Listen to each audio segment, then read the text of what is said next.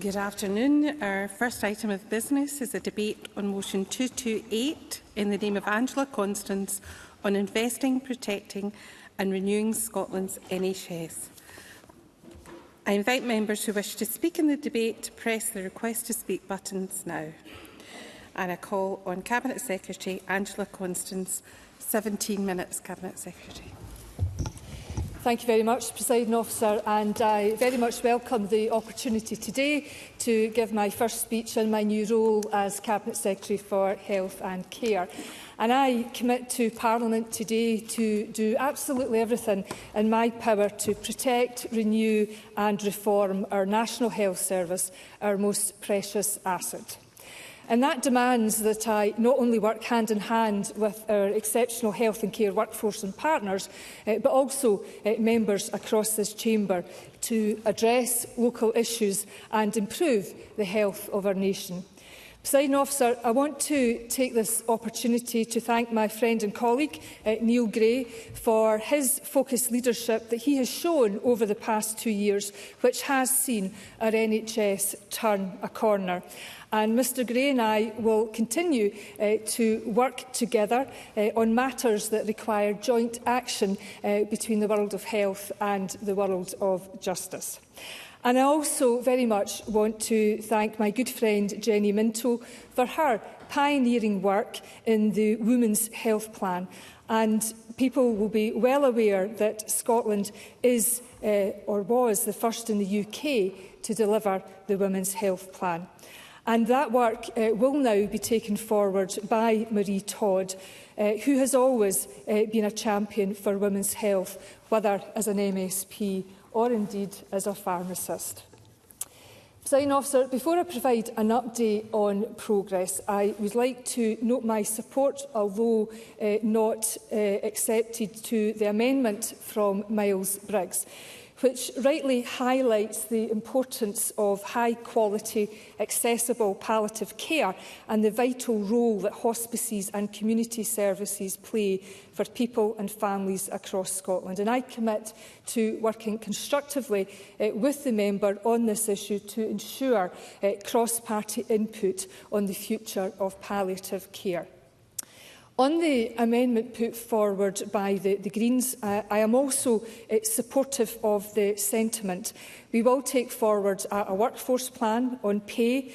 I very much recognise that pay is a barrier to people entering the social care workforce, and I am determined that we will do more to improve pay and terms and conditions. However, the budget is set for this year, and to increase to £15 an hour right now would cost in the region of £325 million. Of course, we always remain open to negotiations with the Greens ahead of the next budget, but the reality for this year is that cuts would have to be made elsewhere in our NHS to deliver this amendment, and that is why we cannot support it today. I am supportive of mandatory sectoral bargaining, but we are constrained by the reserved nature of employment law, and we will support the UK Employment Rights Bill when it comes for legislative consent. But in the meantime, it's why we have introduced plans for voluntary sectoral bargaining in March, something that I know that the Greens have called for, and we are already working with partners on this. I also support improvements to terms and conditions, including measures such as enhanced maternity leave provision and support with PVG checks. And more broadly, the Government has supported providers this year to deliver the real living wage, and we are clear this was conditional on ensuring providers uphold our fair work principles. And I hope these measures that I have set out provide an indication to colleagues of my keenness to work together, and I ask that they support the Government's motion today. And if I can just quickly say to the Liberal Democrats, next week I will make a statement with respect to maternity services. And if I could say to Reform UK, I am not supportive of establishing a Health and Social Care Commission, because of what the public are telling us right now is that we need to focus on delivery. And to my colleagues in the Labour Party and to Jackie Baillie in particular, while this is not the worst amendment I've seen from the Labour Party, I would have hoped that we could perhaps have started on a slightly more positive note, but we'll work on that, and we'll work on that together, because that's what the public demand of us all. So, Presiding Officer, now turning to the substance of today, the pandemic, as we will all recall, was one of the greatest challenges the NHS has ever faced. And the system responded with remarkable dedication to both the immediate crisis and to the journey of recovery. And it is therefore right that I begin by recording my sincere thanks to all health and care staff for the incredible work they do. And I had the pleasure of visiting the NHS Golden Jubilee Hospital today, where the commitment was clear to see. The hospital has now become the UK's largest centre for hip and knee operations. And my visit also allowed me the opportunity to speak to patients, and whilst I absolutely recognise there are still some people waiting longer than any of us would like, I am hearing the progress we're making, and that is having a real impact on patients and their families. And I'm also hearing about the creative solutions being used to ensure patients receive the right care in the right place at the right time. And this includes expanding our innovative Hospital at Home programme by the end of this year and become Scotland's largest hospital, as well as harnessing digital advances such as AI to speed up lung cancer detection in Grampian. NHS leaders are also spearheading a new subnational planning approach, which has already seen better collaboration and a sharper focus on shared priorities. And this is a material shift in how we think about population-based planning and delivery. And it will see health boards working together across east and west of the country to jointly develop and deliver services. And this will help more effectively direct and share resources, reduce duplication of effort and improve equity of access. And this approach underpins the transformation we need in shifting care closer to home, focusing more on prevention and inequalities, and better aligning resources with needs, for example, during periods of increased demand like flu season. Of course I will, Mr Baxter. Baxter. You've spoken about working collaboratively and moving care closer to home. So could you explain how you intend to implement the Ritchie report and reintroduce 24/7 urgent care at Poultry Hospital? And will you meet with me and the SOS Poultry Hospital Group to explain how you will do so? Cabinet Secretary.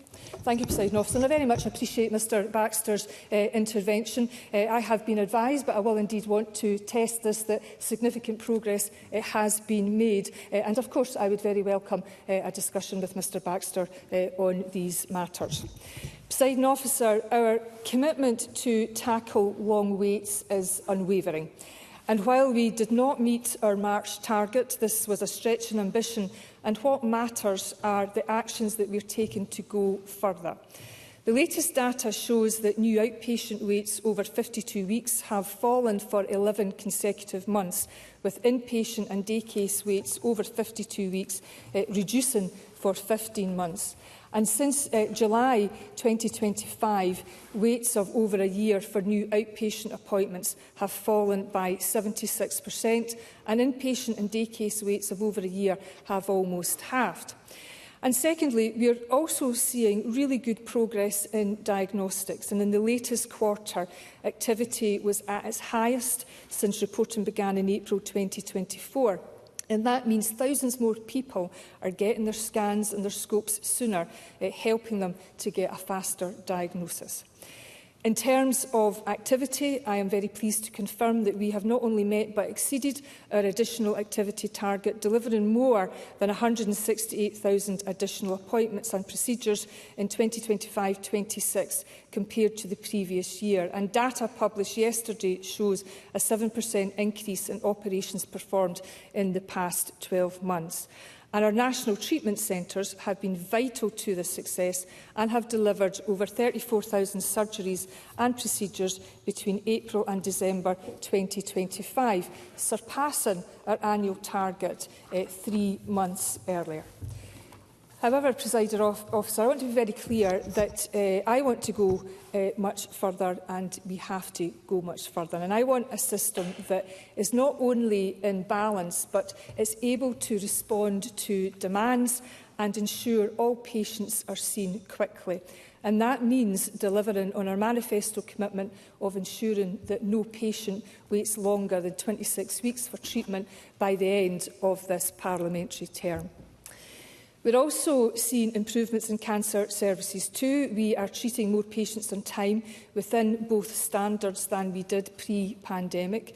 For example, over 95% of patients started treatment within 31 days of the decision to treat, with a median wait of just 2 days, the joint lowest on record.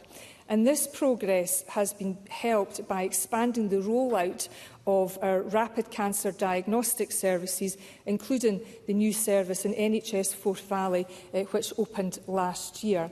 And we are working on a new cancer action plan, which we'll publish later this year. Now, I know for the public, pressures in unscheduled care will be a concern.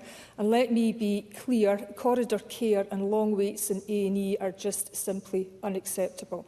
And I am absolutely committed to improving care, improving performance and reducing delays. And the reality is these pressures don't start at the front door. They're caused by blockages across the whole system. So our focus has to be on practical, immediate action to tackle the underlying challenges, working collaboratively across the NHS, local government and key partners to deliver better, faster care. And that's why within the first 100 days of this Parliament, we'll publish a clear plan to improve patient flow, building on the progress already made through our investments in NHS 24, the Scottish Ambulance Service and the front door frailty services that we now have in every health board. Lasting improvement also means, Presiding Officer, addressing the challenges that we have in our social care sector, which has, I have to say, been exacerbated by the UK Government's hostile approach to migration and the financial burden heaped on providers thanks to the increase in employers' national insurance contributions. A significant part of tackling pressures in our hospitals requires us to continue to move more care into communities. And new community health hubs, new lung and heart health MOTs and 30 walk-in GP centres from Shetland to Stranraer. Yes. Secretary Giveaway, and I join with others in thanking the NHS staff, but I want to include in those the maternity services across rural communities, particularly in Galloway, where they're under pressure. However, if reform and renewal are going to mean anything to families, the Cabinet Secretary must ensure that there's real progress and progress at pace. In January, the government said that Stranraer would be among the first rural areas targeted by the new maternity and neonatal task force. Yet women in Wigtonshire have seen no change, and there's still no planned births at Galloway Community Hospital, resulting in, or too often, in a 70-mile dash to Dumfries. Will the Cabinet Secretary say what has changed for families in Galloway since Stranraer was defined as a priority, and when do they expect to report on maternity services and provide clarity over maternity services, particularly in Stranraer?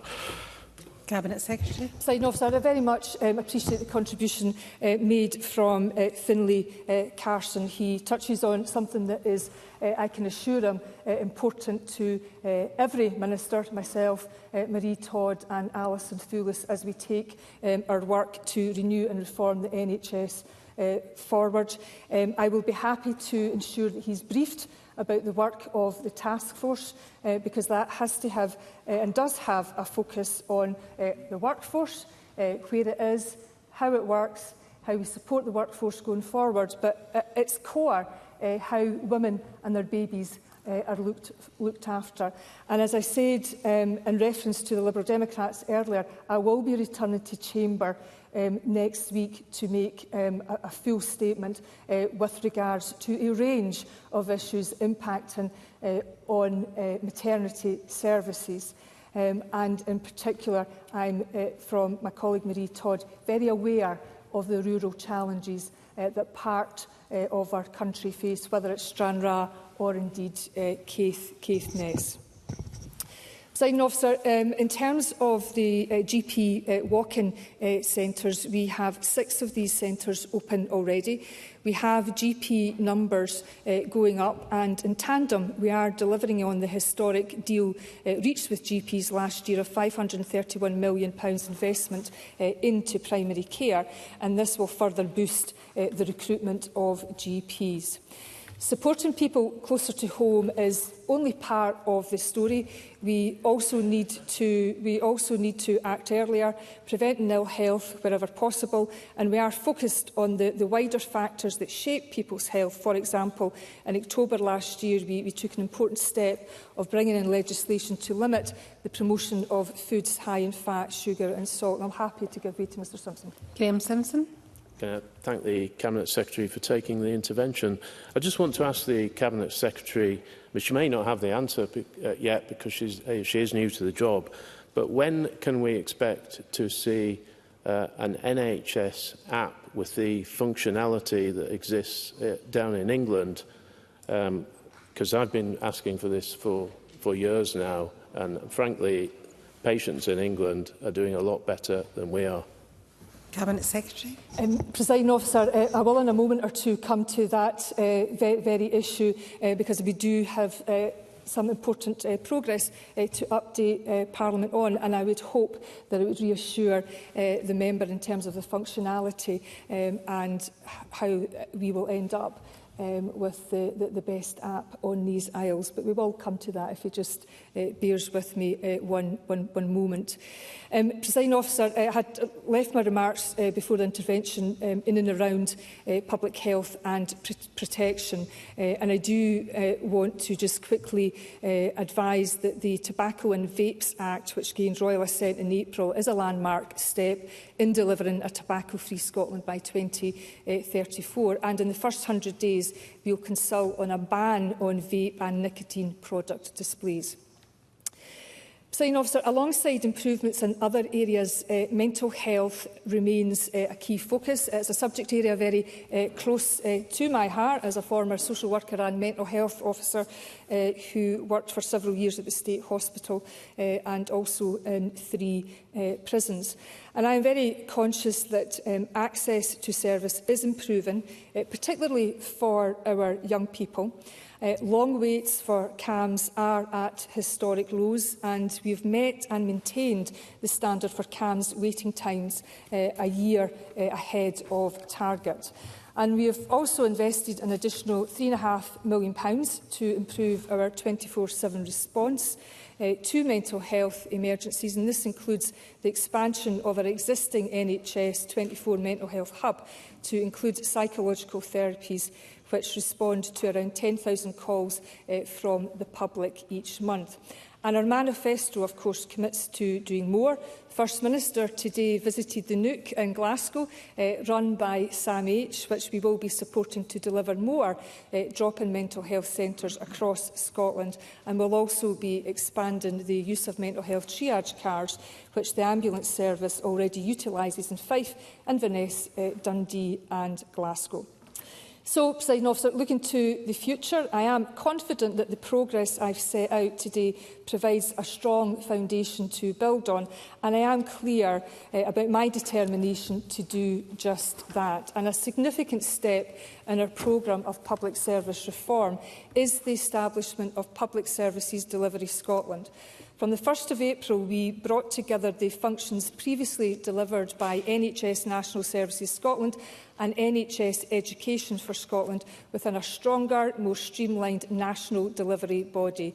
PSD Scotland supports our Once for Scotland approach, strengthening national capability while remaining responsive to local needs.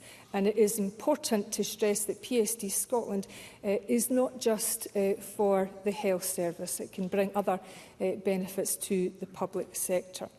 Looking to the future, we know that digital infrastructure and technological innovations are absolutely key, and we are making marked progress already. Our digital dermatology service, introduced last year, is now available across all GP practices in Scotland, and we estimate 130,000 dermatology referrals a year could be made this way, reducing demand on dermatology waiting lists by up to 50%. And in April, to Mr Simpson's point, we also made mycare.scot available nationally, and this gives people a simple, secure way to see and manage aspects of their own health and social care online. And a downloadable version of the mycare.scot app will also be available in app stores early this summer. And we're committed to NHS Scotland data always being in the hands of the NHS, unlike perhaps what's happened elsewhere. And data will, of course, remain within the control of our NHS, and we won't be getting involved with the likes of Palantir. And I want to just be clear, for the avoidance of doubt, Scotland will never ever, Scotland's NHS will never ever be up for sale. Presiding Officer, the progress that we are making is undeniable, but let me not shy away from the fact that there is much more work to do. And we must do the hard work of reforming our public services, cutting unnecessary bureaucracy and making access to healthcare easier for the people that we all serve. Above all, this is about people, the staff who deliver dedicated care each and every day, and the patients and families who depend on our health and care services. And they will be at the heart of absolutely everything I do. Thank you, Presiding Officer, and I move the motion in my name.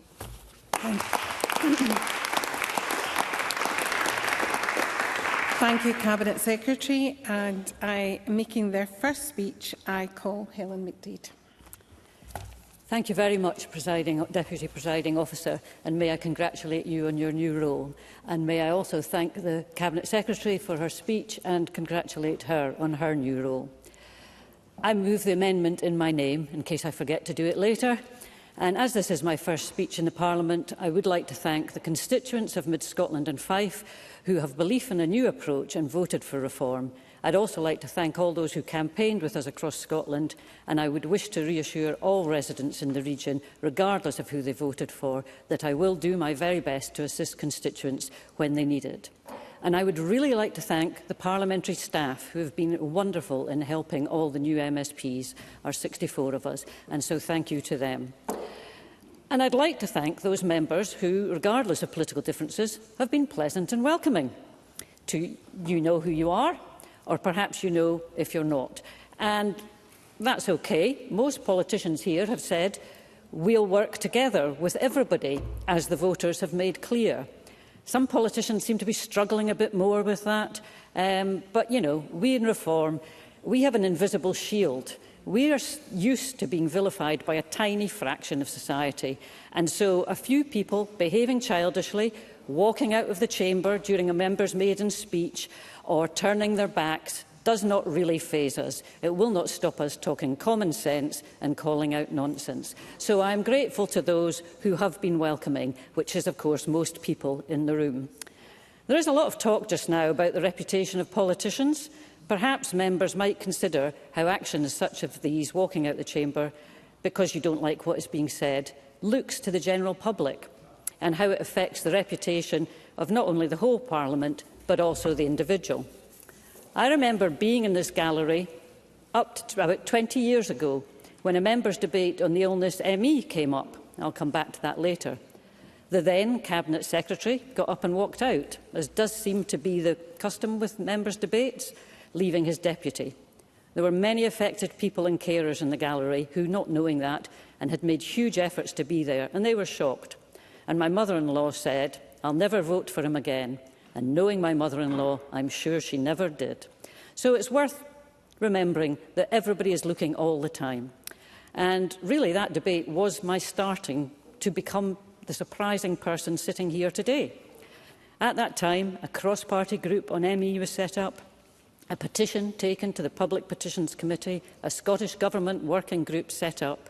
But 20 years on, I came back to campaigning for sufferers of ME, only to find almost nothing had changed. Indeed, another petition, almost the same wording, had been lodged in 2018 by a young woman struck down with the disease. So the Parliament cannot be just a place where important things are discussed and admirable policies announced. There must be concrete action and identifiable positive change in people's lives. There needs to be smart outcomes, specific, measurable, achievable, relevant and time-bound. I would never have thought I would be using business jargon, and my family will certainly laugh. But it is necessary. Plans are great, but only if they're put into practice. However, laughing is better than crying, which is what many sufferers and carers have done over the years, when they see their hopes of progress on healthcare policy on difficult issues, which responsibility for which lies here, run into the sand. And so that does lead me to the lack of ambition in this motion, although I do recognise that the Cabinet Secretary has announced a lot of new initiatives there, and that would be welcome. Of course, it is only right to recognise the work of the NHS and care staff. We should never forget what they did in COVID and the legacy that still has on staff and the public. But I suspect staff want more than what is offered in the motion. They would like their jobs to be made a bit easier by being able to help patients earlier, to be able to say, yes, we have a bed for you, or yes, we can give you that knee replacement soon, or yes, we can help you with adequate care so you can remain in your home. And amongst these things that need to be looked at, working conditions certainly do. Is it delivering the best care for staff to be working a 12-hour day routinely so that they're on a 4-day week? I don't know, but I would like to see somebody giving the data on that.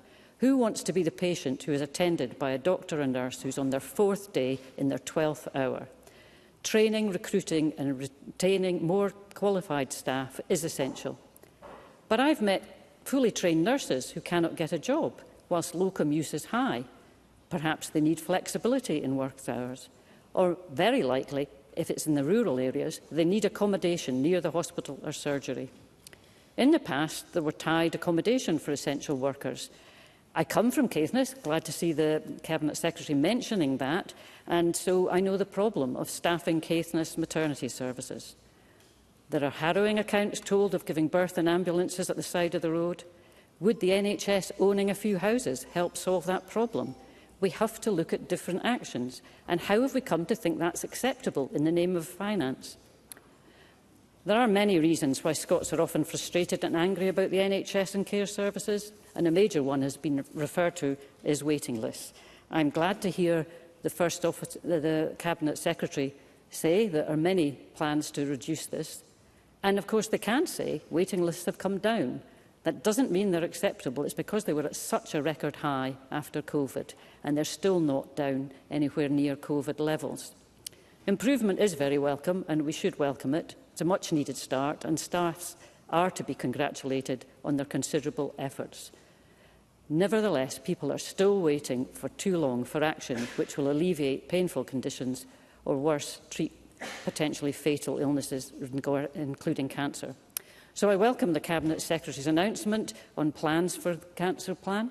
And I know that the organisation Young Lives versus Cancer asked that the Scottish Government commit to a new, up-to-date national cancer strategy for children and young people. And I don't think she mentioned that, so I apologise if that was in your list there. The Government often talks a good game, to use the metaphor of the moment this year, but it often fails to deliver. And they say often they are hampered by Westminster austerity. The fact is that the Scottish NHS has had an average of 6% increase every year for 25 years of this Parliament. But yet, in many areas, Scotland has recovered less quickly than England after COVID, and the number of consultations per consultant is an example of that. So according to data from the think tank Enlighten, 93% of Scots believe the NHS needs reformed, and we in Reform are committed to that, although being committed to a service free at the point of use. However, a fresh approach is needed.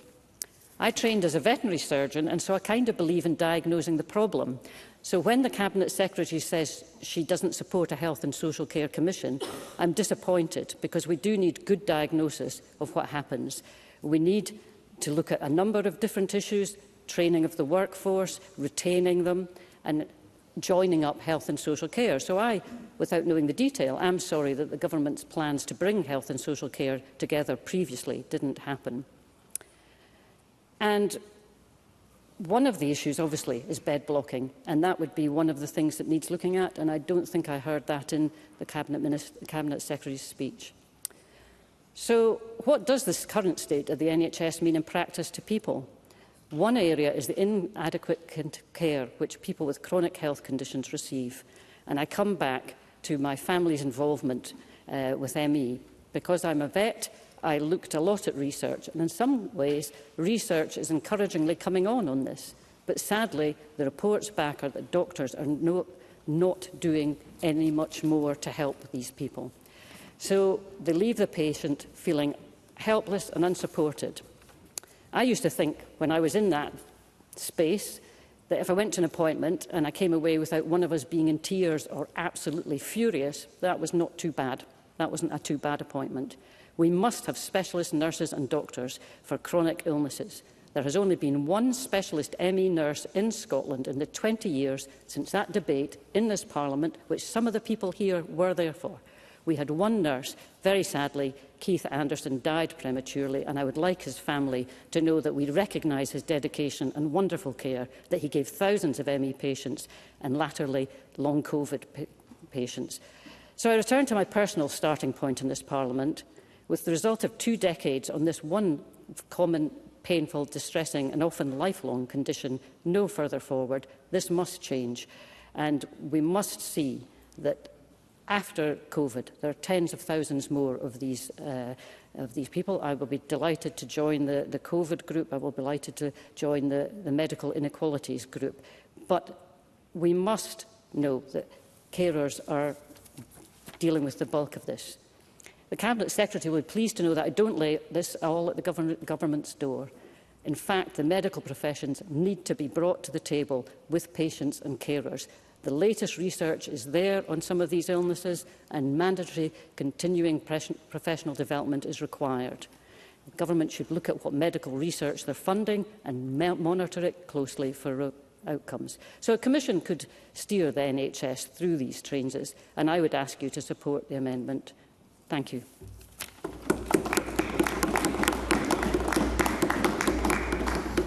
I call Jackie Bailey. 8 minutes, please, Ms Bailey. Thank you, Presiding Officer. Oh, was that me? Who knows?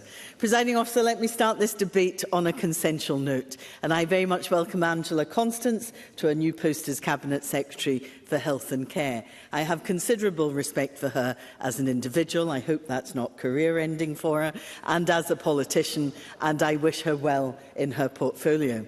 Our NHS needs her to do well. She will, of course, expect me to hold her feet to the fire, and on that score, I will not disappoint. But I do so because the NHS is our most loved public institution. We care deeply that it remains true to its founding principles, free at the point of need, but we do recognise that it's facing huge challenges.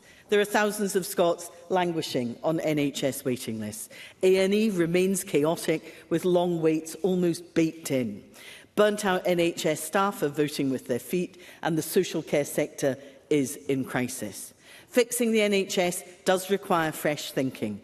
Now, the SNP have been in power for nearly 20 years, and I genuinely believe that if they had any idea how to turn things around, we would have seen it by now. But I look forward to what Angela Constance is going to do. But as Samuel Johnson said, it would be a triumph of hope over experience. Angela Constance's predecessors were very good at creating NHS plans. In fact, you could probably paper the walls of St Andrew's House with them. But they were much less effective at actually delivering them. In many cases, the plans would be excellent. They would be informed by people who actually worked in that sector. But with no timelines and no money, they simply gathered dust. So let me turn to the Scottish Government's flagship promise last year. The commitment to end waits of over a year by March 2026. I distinctly recall the First Minister making that commitment. So that should have been delivered over 3 months ago. Yet there are still 32,279 waits for treatment of more than a year. And there are still 3,433 waits of over 2 years. And at the last count, there are still more than 750,000 ongoing waits for tests and treatment. Now, behind those figures are people in pain, waiting day after day for the appointment letter that never comes. In the meantime, their lives are on hold. Some become so desperate that they use the savings that they have to get private surgery. And we know that the number of Scots using private healthcare is the highest on record ever. So the reality is that the SNP have presided over that growth in a two-tier health system, where those who have savings are raiding them to pay for treatment, and those who don't are left languishing in pain. If the new Cabinet Secretary is true to her word and she's serious about getting down waiting lists, then she must use all the available theatre capacity and ensure, and I would recommend to her, that money follows the patient rather than patients being at the mercy of Health Board bureaucracy. Emergency departments are also under pressure. Each month, thousands of patients are still waiting more than 8 and even 12 hours at A&E. A significant proportion of those patients wouldn't be there at all if they'd accessed care earlier. Patients are still struggling, though, to get through to a GP. We're still waiting to book GP appointments on the NHS app, and I look forward to that being rolled out at pace. Now, the Cabinet Secretary knows that the percentage of the NHS budget going on primary care has dropped from 11% to just 6%, and the number of patients per GP has increased. Qualified GPs are also out of work because GP practices can't afford to hire them. Doctors have already made clear their concerns that GP walk-in clinics are not effective and they don't provide what I think we all strive for, which is continuity of care. Their message is just fund existing GP practices. They should be the walk-in clinics in everybody's community, and I give way. Given way, Presiding Officer. Would Ms Bailey agree that reform is necessary? It's not optional. And would she also agree with me that it is right to implement innovation? People like me with busy working lives, when we need an appointment, we need an appointment. But for people like my mother, who will indeed want continuity of care, that actually this isn't one thing or the other, that we need different services for different people at the right time. Ms Bailey. I absolutely agree with the need for innovation, the need to move forward, and it isn't one thing against another, but we haven't thought through how we actually secure continuity of care. Things like when test results show up, where does that go to? Does that go back to the GP? Does it go to the walk-in clinic? You know, how do we make that happen better? And the point that I'm making is, I don't have a GP walk-in clinic in my area. The walk-in clinic is the GP practice. It's the GP practice. So let's fund that adequately, because better resourced GPs will deliver more preventative care, which in turn means less people requiring operations, less people turning up at A&E. But reducing pressure on hospitals does also mean investing in social care. It is the case that nearly 2,000 Scots are stuck in limbo due to delayed discharge. That's 2,000 beds that otherwise would have been available for new patients. Meanwhile, Scotland faces a social care crisis. Now, social care is much more than just helping the NHS. It is key to people living healthier and happier lives in our communities. And I also want to welcome Alison Thewlis to her post as Minister for Community Care. She has many challenges to deal with. So, for example, at the start of May, there were 9,572 people waiting on a social care assessment or waiting for a social care package. Health and social care partnerships had to make cuts of over £500 million to local care services, and it's expected to be worse this year. There needs to be an urgent intervention by the Cabinet Secretary and her new Minister if the crisis is not to deepen. And after 5 years of asking, I do welcome other parties' newfound commitment to paying care workers £15 an hour. We cannot expect to recruit and retain social care staff when they could get paid more stacking supermarket shelves. The Minister has rightly thanked NHS staff for their hard work. The NHS and social care would be nothing without the dedicated staff. But the reality is that frontline staff feel demoralised, they feel burnt out, and some of them are voting with their feet. A recent survey, no, you're the past Health Secretary, you can sit down. A recent survey, perhaps you should listen. A recent survey by the Royal College of Nursing found that 7 in 10 nurses felt that staffing levels on their last shift were below or well below what was needed. The organisation's latest report, published in May, warned that Scotland cannot build the sustainable nursing workforce it urgently needs by asking staff to continue to work short-staffed and under relentless pressure while feeling demoralised and undervalued. The same could be said of consultants, of GPs, resident doctors who are leaving the country because they can't get specialty training places. It's true for a range of allied health professionals, and it's true for social care staff. So the Cabinet Secretary must urgently implement a 10-year workforce plan that covers everything from training and recruitment to retention and career progression. That workforce plan must be combined with a drive to cut out unnecessary bureaucracy, streamline data and invest in up-to-date equipment. For example, investing in 24/7 thrombectomy services, which will allow staff to treat more patients more effectively. In closing, Presiding Officer, I want to make an offer to the Cabinet Secretary. Change the culture of the SNP government. Be open, be transparent, admit mistakes, and just occasionally listen to the opposition who have the shared interests of the NHS and social care at heart. And above all, listen to the staff. We have the best staff in the world if only they can get on with their jobs that they are trained to do, because it's their resilience, hard work and motivation and innovation that should be an inspiration to us all. So I urge the Scottish Government to learn from them, get on with delivering for the Scottish people, and I move the amendment in my name. Thank you. Could I call Maggie Chapman to speak to and move the amendment? 6 minutes, please. Thank you, Presiding Officer, and I move the amendment in my name and can I welcome the Cabinet Secretary and her ministers to their new roles. I'd like to begin by recognising the extraordinary dedication of our health and social care workers across Scotland. Every day, doctors, nurses, allied health professionals, porters, cleaners, administrators, care workers and countless others provide care, compassion and expertise in extraordinarily challenging circumstances. They deserve our thanks, but they also deserve honesty.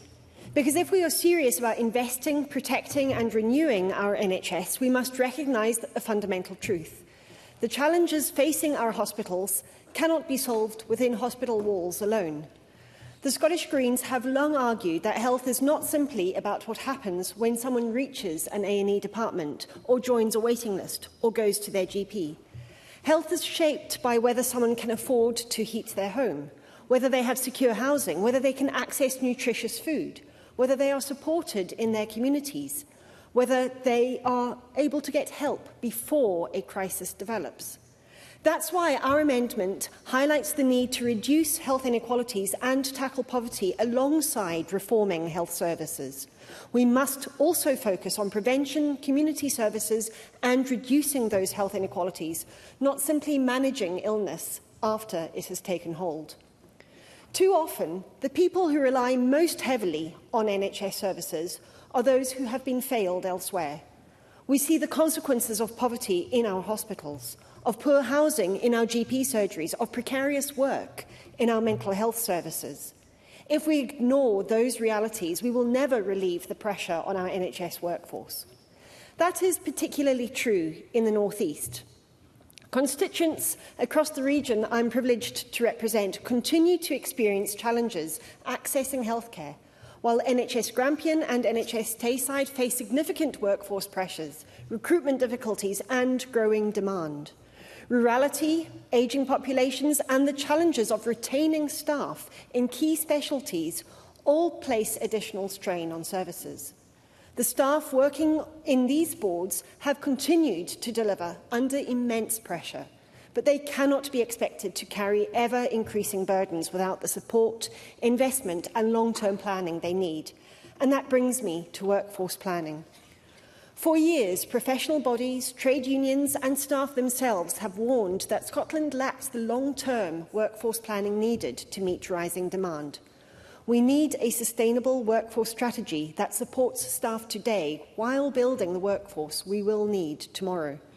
That means investing in education, training and career development. It means creating more routes into health and care professions, including high-quality apprenticeships. The Royal College of Occupational Therapists has highlighted their importance in building a sustainable workforce and addressing future staffing needs.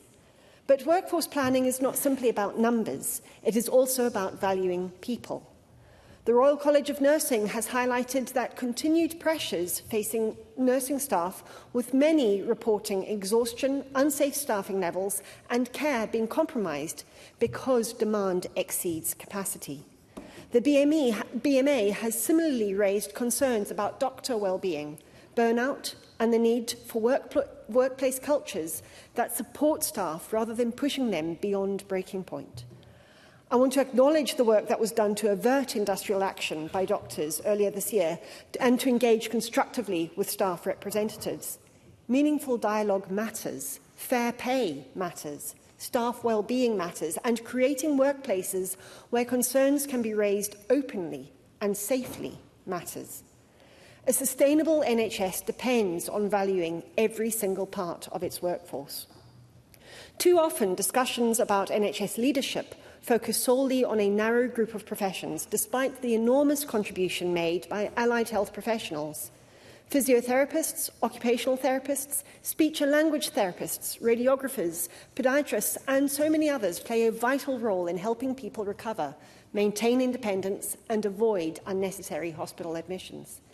The Allied Health Professions Federation Scotland has rightly called for genuine representation of allied health professionals at every level of leadership and decision-making, alongside parity of esteem with nursing leadership. If we want services designed around prevention, rehabilitation and person-centred care, then the voices of those allied health professionals must be present wherever decisions are made. And perhaps nowhere is the connection between workforce pressures and patient outcomes clearer than in social care. For too long, social care has been treated as the neglected partner of the NHS.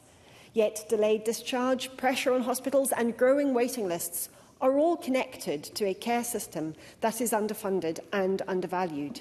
Care work is skilled work. It is essential work. It enables people to live independently with dignity and choice. It supports families, it prevents avoidable hospital admissions, and it helps ensure people can leave hospital safely when they are ready to do so. That is why our amendment calls for social care workers to be paid at least £15 an hour. For the Scottish Greens, good care and fair work go hand in hand. We cannot build a resilient care system on low pay, insecure contracts and workforce shortages. If we truly value care, we must value the people who provide it. And I can promise the Cabinet Secretary that we will take her up on her offer of dialogue in advance of the next budget negotiations. In closing, Presiding Officer, the NHS remains one of Scotland's greatest collective achievements. Protecting it means more than funding hospitals. It means investing in prevention, tackling poverty, reducing inequality, supporting staff well-being, strengthening social care, creating sustainable career pathways and valuing every single member of that workforce. If we want a renewed NHS, we must also build a fairer Scotland. And that is the spirit of the Scottish Greens amendment. I urge colleagues to support it. Thank you. Ms Chapman, could you move the amendment in your name, please? I thought I did at the start, but I move it in my name. Thank you. Apologies. Thank you. Call Miles Briggs. 7 minutes, please, Mr Briggs. Thank you, Deputy Presiding Officer. And can I welcome the Cabinet Secretary to her new role in Government and look forward to working with her in that role. The Cabinet Secretary and I, as Lothian MSPs, have worked cross-party for all my time serving in Parliament. And most of these have been health issues, admittedly, and I think that's an important part of this job, that MSPs are able to speak to Cabinet Secretaries about issues, and it's something I very much look forward to working with the Cabinet Secretary on, and welcome both Marie Todd and Alison Thewlis to the health team as well. And I'd like to pay tribute to Neil Gray, because probably Health Secretary is one of the hardest jobs in government. And those of us who have returned to Parliament, I hope have taken a bit of time to reflect on actually what we can do as MSPs. And one of my greatest concerns as I return to Parliament is the fact that most of my time has been spent as an advocate for patients who have, for some reason or not been able to access services. And that is one side of this job which the new members will find is sometimes one of the hardest parts of this job, where we are lobbying for people to access our health service. That should not be happening in Scotland today, and I hope the start of this session gives us an opportunity to genuinely change that. But I'd like to thank Neil Gray, because a lot of the work I did behind the scenes with him was just to lobby for constituents to actually get what they should be entitled to. I'd also like to thank the many health organisations and charities who have reached out to me, and I look forward to working with them over this session of Parliament as well. I'm pleased to once again lead for the Scottish Conservatives on health and care. I served in this role between 2016 and 2021, and it's one which I relish taking up again. I have to say, though, it doesn't feel like a lot has changed in the time that I've not had this portfolio. And speaking to many health representatives already, there is a sense of frustration at the lack of reform we have seen as a country. And so we need to focus on a number of priorities which I think can make a real difference. For Scottish Conservatives, we have a number of priorities in this session. I've always been a proud advocate for our wonderful hospice sector, as I know have colleagues Bob Doris and Marie McNairn as well in the last session of Parliament. It's an issue I raised in my first speech to Parliament when I spoke about the love and support which was given to me and my family when my mum died from cancer when I was just 7. And the hospice movement in our country is something we should all celebrate and want to see improve and grow. And the national debate around assisted dying and access to palliative care services, which took place prior to the 2026 elections, resulted in a cross-party support in all our party manifestos, which were developed for this election, and looking towards how we will take forward new funding models for the hospice sector and the delivery of palliative care services in each and every one of our communities to support people across our country. And I welcome the progress which has been taken. The publication of the Palliative Care Matters for All palliative care strategy is a welcome step forward, and the principles that anyone who needs palliative care should access the best quality support. And I welcome some of the progress around pay parity, for example, and the Cabinet Secretary, I believe, needs to now look towards a vision which we should all have for Scotland to be the best country to access palliative care by the end of this session of Parliament. So I very much welcome the Cabinet Secretary's opening comments to the debate this afternoon. The establishment, I think, of some cross-party work to develop a new funding model for hospices with the sector to ensure annual public funding keeps pace, and the need to guarantee that pay parity is maintained now throughout this session of Parliament is something I think we should all be able to collectively agree on. I also wanted to touch upon a number of aspects of where I think reform needs to take place, and notably that is in relation, I believe, to the third sector.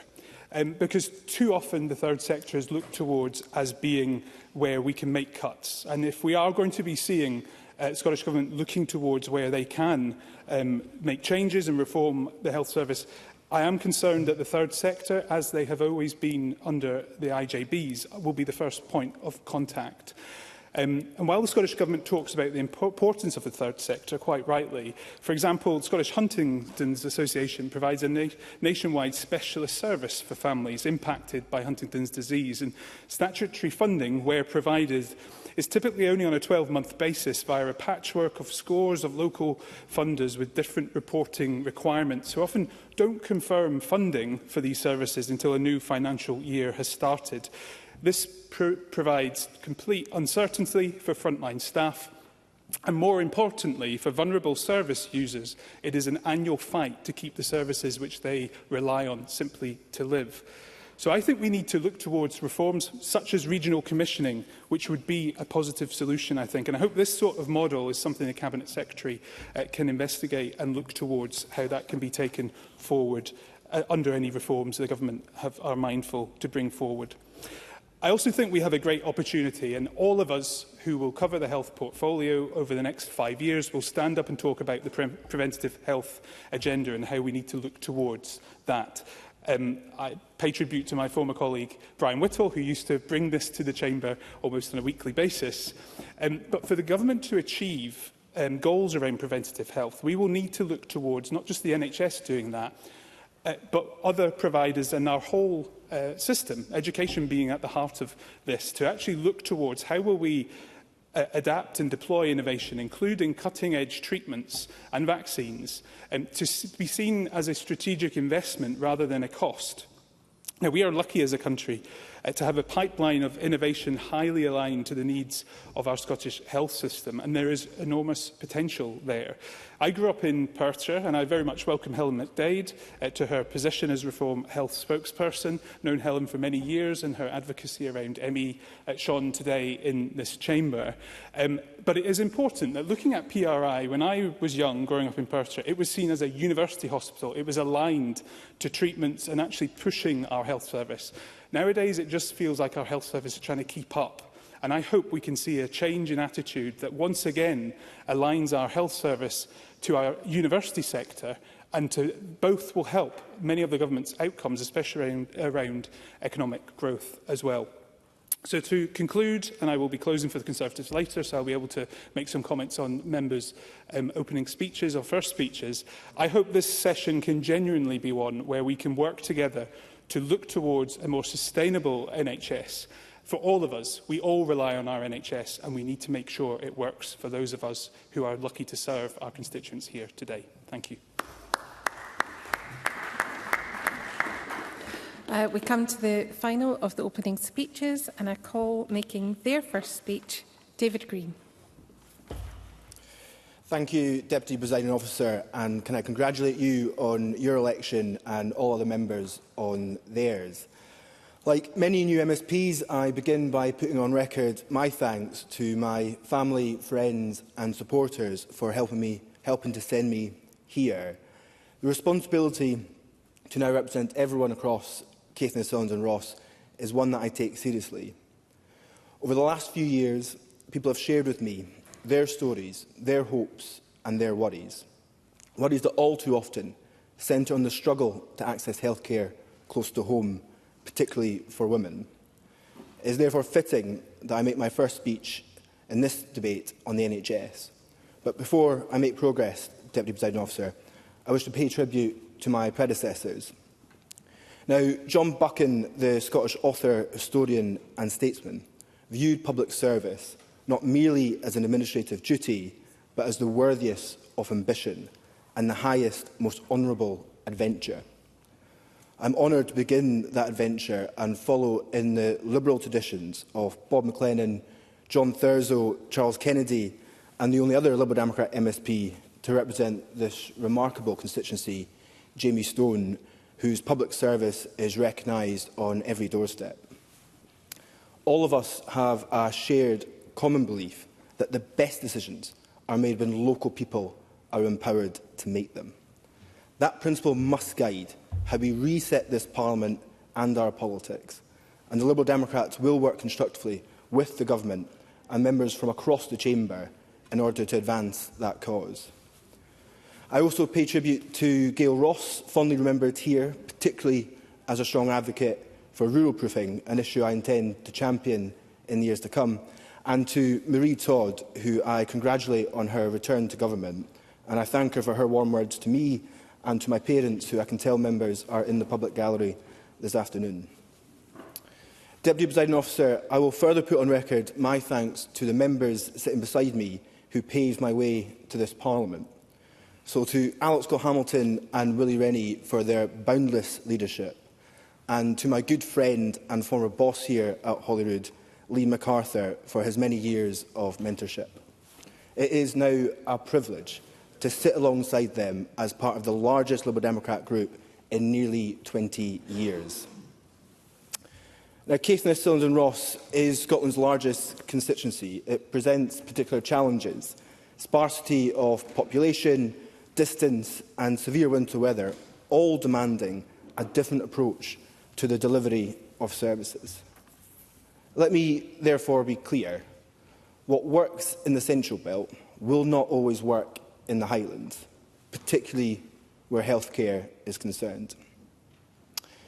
Deputy Presiding Officer, there is no issue that speaks more to that sense of being forgotten and misunderstood than the downgrading of maternity services in Caithness.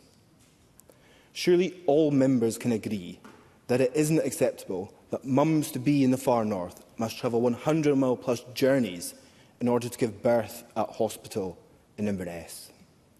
Many families have shared with me their stories.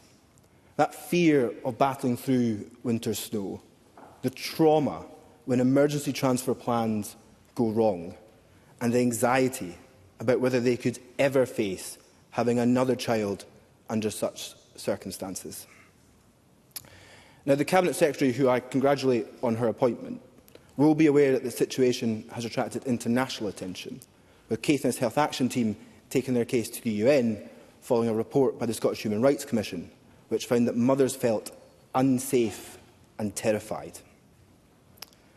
Caithness Health Action Team has led this campaign with real determination, and I am pleased to therefore put on record my thanks to Ron Gunn, Ian Gregory and Maria Aitken for their outstanding leadership. The Cabinet Secretary will also be aware that last November, this Parliament voted for a Liberal Democrat amendment calling for an independent review of maternity services in Caithness.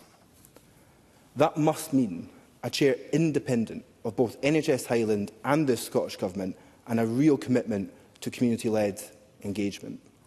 Now, the Cabinet Secretary has confirmed to the Chamber that she will deliver a statement next week, and I welcome that. However, I urge her today to provide my constituents with a clear commitment on those points and the reassurance that they have waited for far too long. Deputy Presiding Officer, I will finish with this. On Friday, friends and family of the late Jim Wallace will meet in Dunblane to celebrate his life. Jim was an architect of devolution and a politician defined by his ability to build agreement and respect those with whom he disagreed. And in his last contribution to this chamber, he said this: "At a time when politics can be so polarising, surely a common commitment to service, whatever our faith or creed, is something that can unite us all. I hope this Parliament will rise to the challenge that Jim has set us. And for my part, I commit to doing my very best."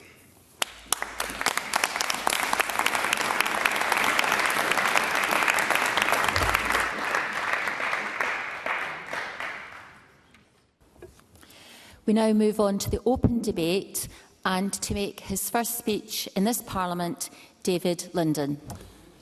Thank you very much, Presiding Officer, and may I start by paying tribute to the previous speaker, Mr Green, and to associate myself with the words that he made in reference to the spirit in which Jim Wallace both legislated and served as a Member of Parliament. It's something that I think is a test for all of us to carry out as we come into this new Parliament. Presiding Officer, in 1995, as a Primary 1 pupil at Milncroft Primary in Cranhill, I remember standing and looking up to the Cranhill Water Tower, which remains the only square water tower in Europe. And if I'd asked me back then if I'd expected that the Scottish Parliament would have its powers over health, education and justice, it would have certainly been a surprise. It would have been even more of a surprise to know that some 30 years on that I would have the privilege, the pleasure and the honour to represent my friends, my family, my neighbours and my constituents, and it is something that I take very seriously, particularly in light of that public service that Mr Green just spoke about. And it's customary in a maiden speech to make reference to your predecessor, and it's the second time that I've given either a maiden speech or, in this case, a first speech. And I find myself in the unusual position now, the invidious position actually, of following a predecessor who started life as an SNP parliamentarian, only for the whip to be withdrawn. So I don't know if that means I've got some sort of reverse Midas touch. But in all seriousness, and not to be flippant about it, I do want to pay tribute in particular to John Mason, who For as much as I might have disagreed with certain views that he held, he was without doubt a very committed constituency representative and served the people of East End of Glasgow for the best part of 30 years as a councillor, an MP and an MSP, and you would struggle to find people, particularly in the Garrow Hill area of my constituency, who wouldn't have a nice word to say about John for the commitment that he had. And so on behalf of everybody in this Parliament, I send him every good wish for his retirement. Having just made reference to the rather unusual Cranhill Water Tower, I cannot claim to have the rolling hills and scenic landscapes that Mr Melville and Ms Minto and others would necessarily have. But what I do have, without any doubt, is a real sense of community spirit amongst my constituents, who are absolutely unbeatable and unmatchable in terms of putting their shoulder to the wheel to do things for their community. And there's a real tradition of people working together to help one another. And that's very much the spirit in which I come to this Parliament. And I know that ministers on the front bench in particular, whom I congratulate on their appointment, will also seek to serve Scotland. Ministers who have taken up post or are returning to post in the Health Department have certainly inherited an inbox to deal with, although it would be fair to say that there's been significant progress, particularly in recent months, when we see, for example, a reduction in long waits, when we see that record number of knee and hip operations, and I pay tribute in particular to outgoing ministers in the Health Department who have ensured that. But I know that ministers in the Health Department are aware that there are some challenges for them to deal with, certainly that I plan to talk about. But I think as we come out of the first quarter of a century of devolution and move into the second quarter of a century, the Scottish Parliament can be incredibly proud of the achievements that it's made on health, whether that's been in relation to tackling the issue of smoking with a ban on smoking in public places, whether that's been the introduction of minimum unit pricing. I think that the Scottish Parliament has a great story to tell in terms of its control over health policy, and so that's something that I would seek to build upon.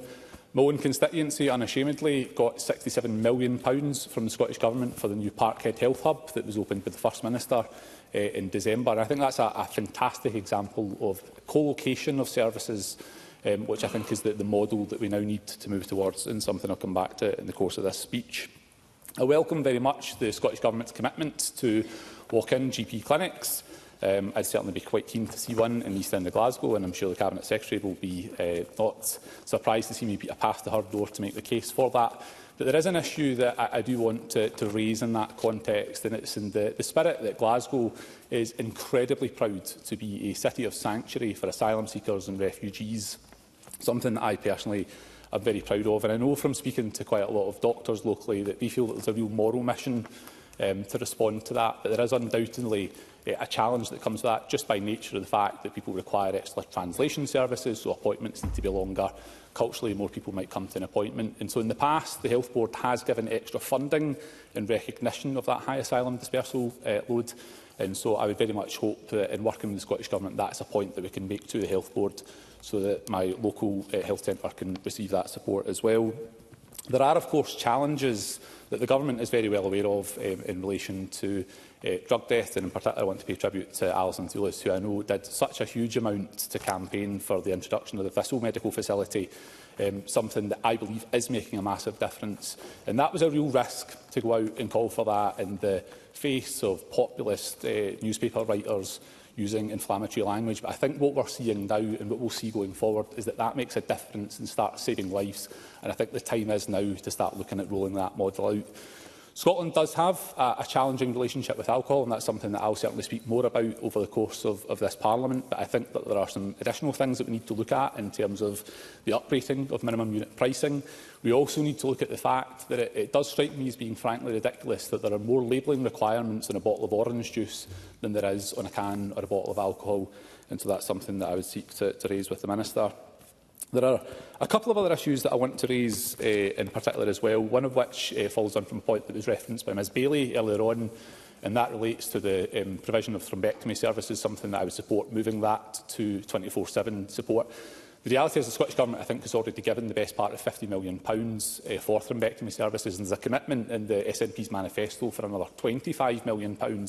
But we need to hold the feet to the fire of health boards to ensure that we roll out that life-saving and life-changing thrombectomy support. And so I hope that I can count on the support of the Cabinet Secretary on that. Another issue that I want to talk about, and I might seem like an unlikely advocate of it, but it is in particular the provision of adaptations for disabled women who are presenting for cervical screenings. Far too few NHS facilities in Scotland have accessible tables when it comes to examination and hoists in place. And so I look forward to working with Ms Kinross O'Neill on that particular issue to ensure that we get what I consider to be a real issue of social justice rectified for women who are disabled. I was very pleased in the SNP manifesto to see a commitment to making use of emerging technology and, for example, things like rolling out digital prescribing. That's something that a number of members of the community nursing team in Shettleston, particularly Mark Morris, had been lobbying me on. And it was something that was also raised in a visit with Community Pharmacy Scotland during the course of the election campaign, where we need to look at how prescribing is done and, frankly, bring it into the 21st century. Which brings me, I guess, to my penultimate point, which is the appointment of one of my other predecessors in the constituency, and that's Mr McKee, who now serves as the MSP for Easterhouse and Springburn. I know that members on the Conservative benches have been fond of giving him a new nickname, but I genuinely think that the appointment of Ivan McKee, whose professional track record on issues of reform is something to be highly respected. But I do find myself, and certainly will question in this Parliament, why we end up in a situation where we've got 14 territorial health boards, 7 special health boards, and I think that these are the kind of conversations that, although difficult, are incumbent upon us as we seek to enter into a spirit of reform and renewal. So, Presiding Officer, as I close, I want to thank you for your forbearance. I want to thank the people of Glasgow, Baillieston and Shettleston for giving me the honour to serve here, and I look forward over the course of my time in the backbenches to making a strong contribution and making sure that I stand up for my constituents, just as I did in Westminster. Thank you.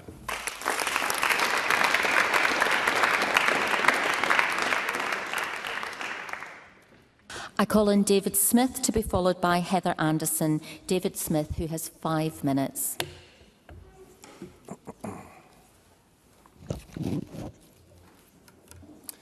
Thank you, Deputy Presiding Officer. My speech today is going to be all about social care. I'm going to limit it just due to the scale of what we're talking about.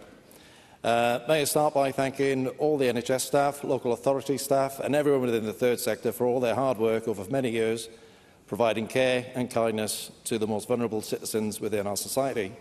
I'd also like to welcome the Cabinet Secretary for Health and Social Care to her position, and also for recognising the need for reform and renewal and bringing this motion before the Parliament.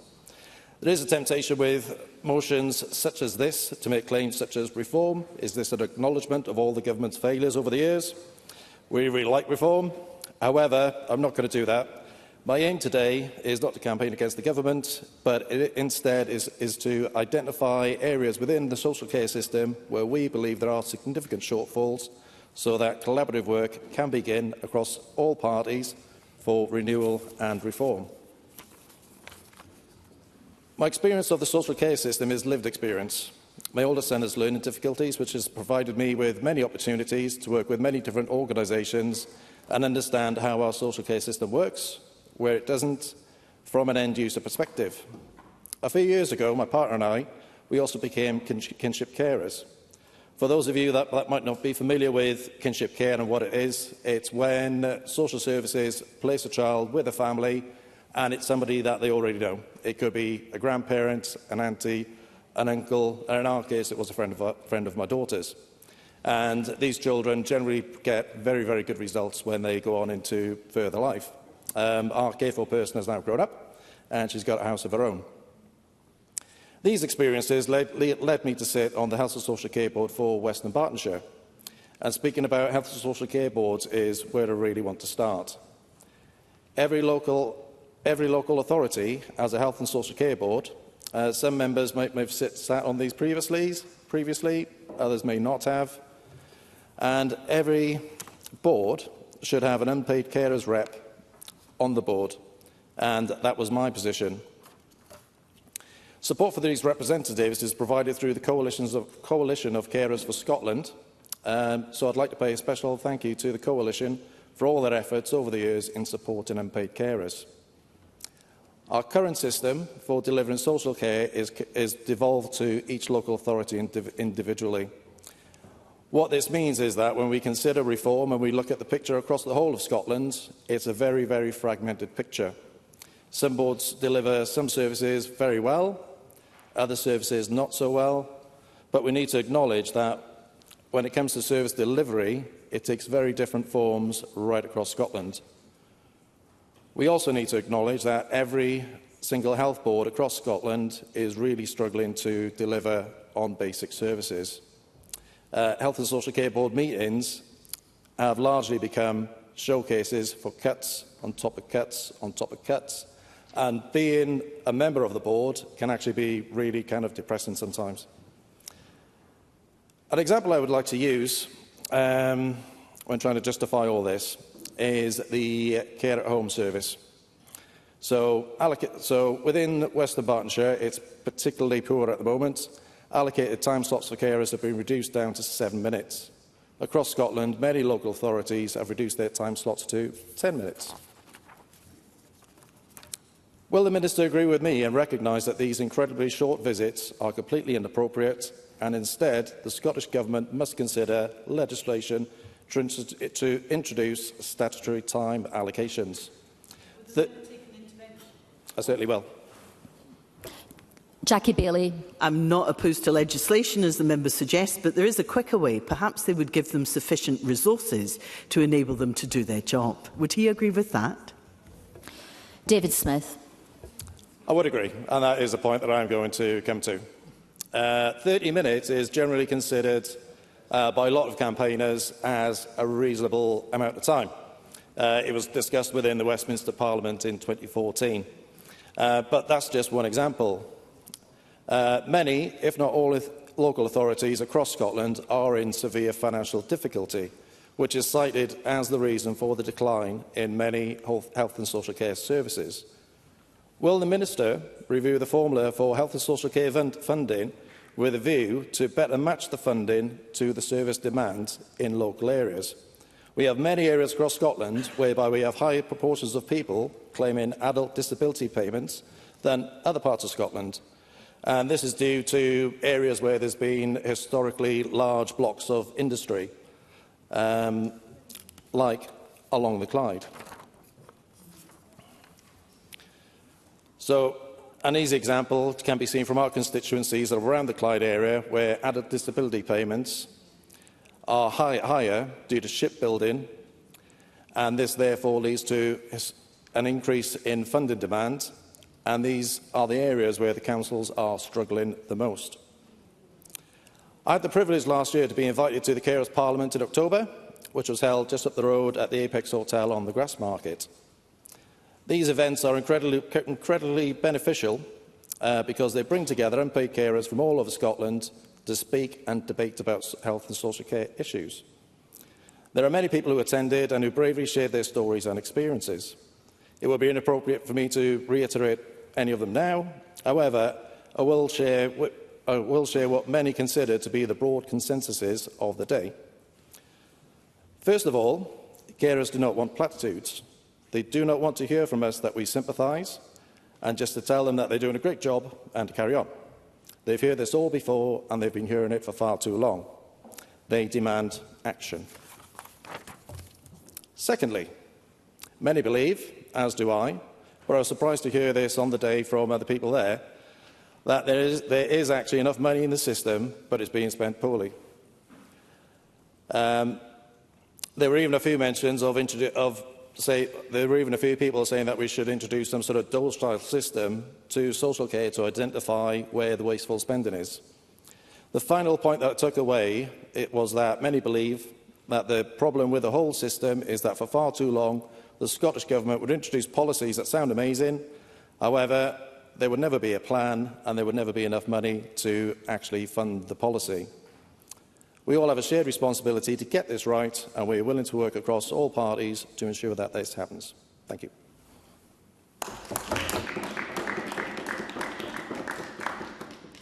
We now move on to Heather Anderson, to be followed by Paul McClellan. Heather Anderson, you have 5.5 minutes. Okay.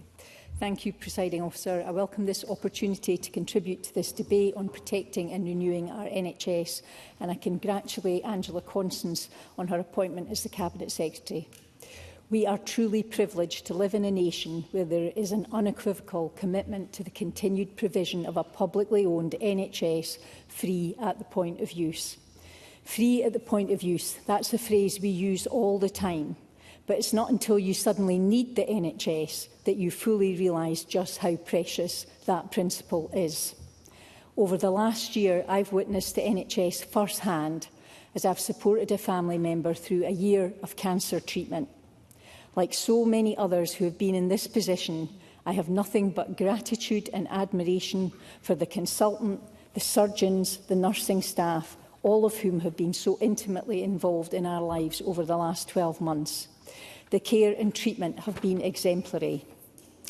Now, I know there are some MSPs in this chamber who might talk glibly about the need to move from a universal rights-based system to an insurance-based system, and I find that terrifying. I doubt I would ever have earned enough money to ensure that we had sufficient insurance to cover the scale of the treatment we have just received. Scans, chemotherapy, community pharmacy, no less than 4 operations, intensive care, acute care and nursing care accompanying every intervention. Every single decision over the last year was based on medical need and patient care, not our ability to pay the bill whenever it was delivered. It was about care, not cost, and that's priceless. Thankfully, the NHS is in safe hands. And as the Cabinet Secretary clarified, the NHS in Scotland under the SNP will never be for sale. And I'm glad to report that the patient is also on the road to recovery. Presiding Officer, our manifesto is packed with commitments to continue to invest and protect the NHS. We're spending £22.5 billion this year. Waiting lists and waiting times are coming down. Operations, GP numbers and staff numbers are going up. Over these first 100 days, I know we will deliver on the many key targets we've listed in our 100-day document. But one of the things I'm most optimistic about is this shift to prevention and community-based care.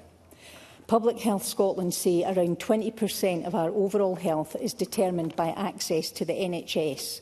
Now, when you need the help from the NHS, it's vital that it's there for you, as I've just testified.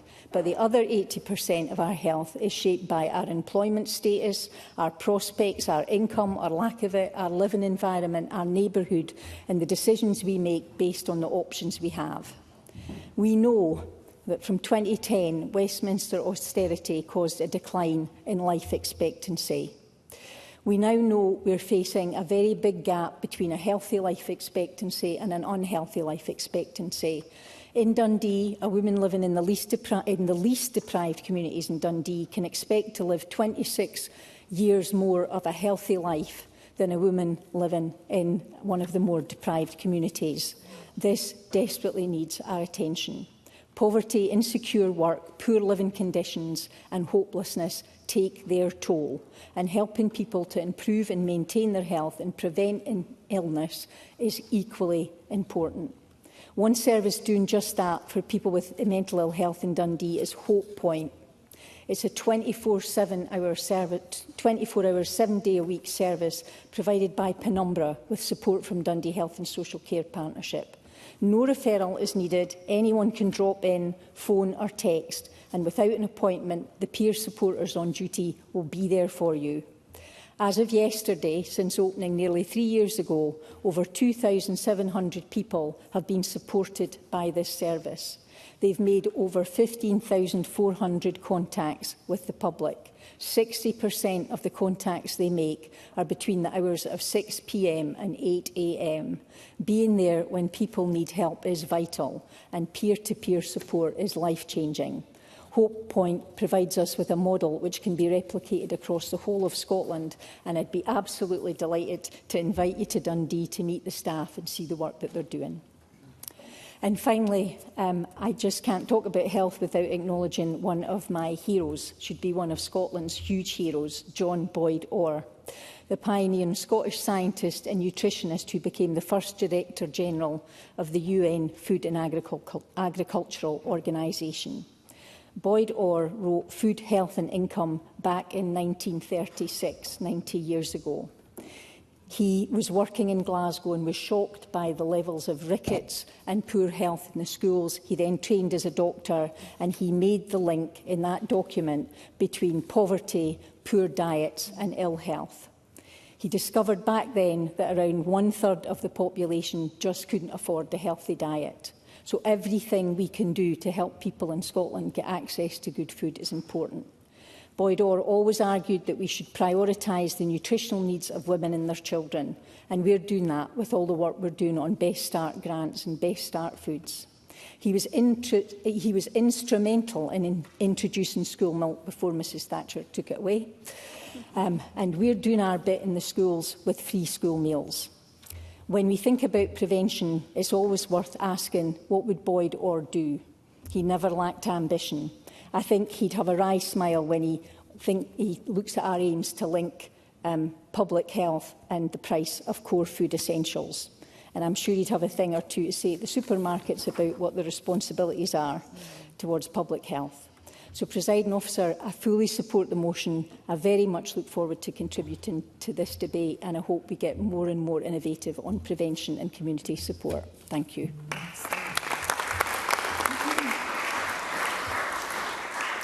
I call Paul McClellan to be followed by Joe Long. Paul McClellan, who has 5.5 minutes.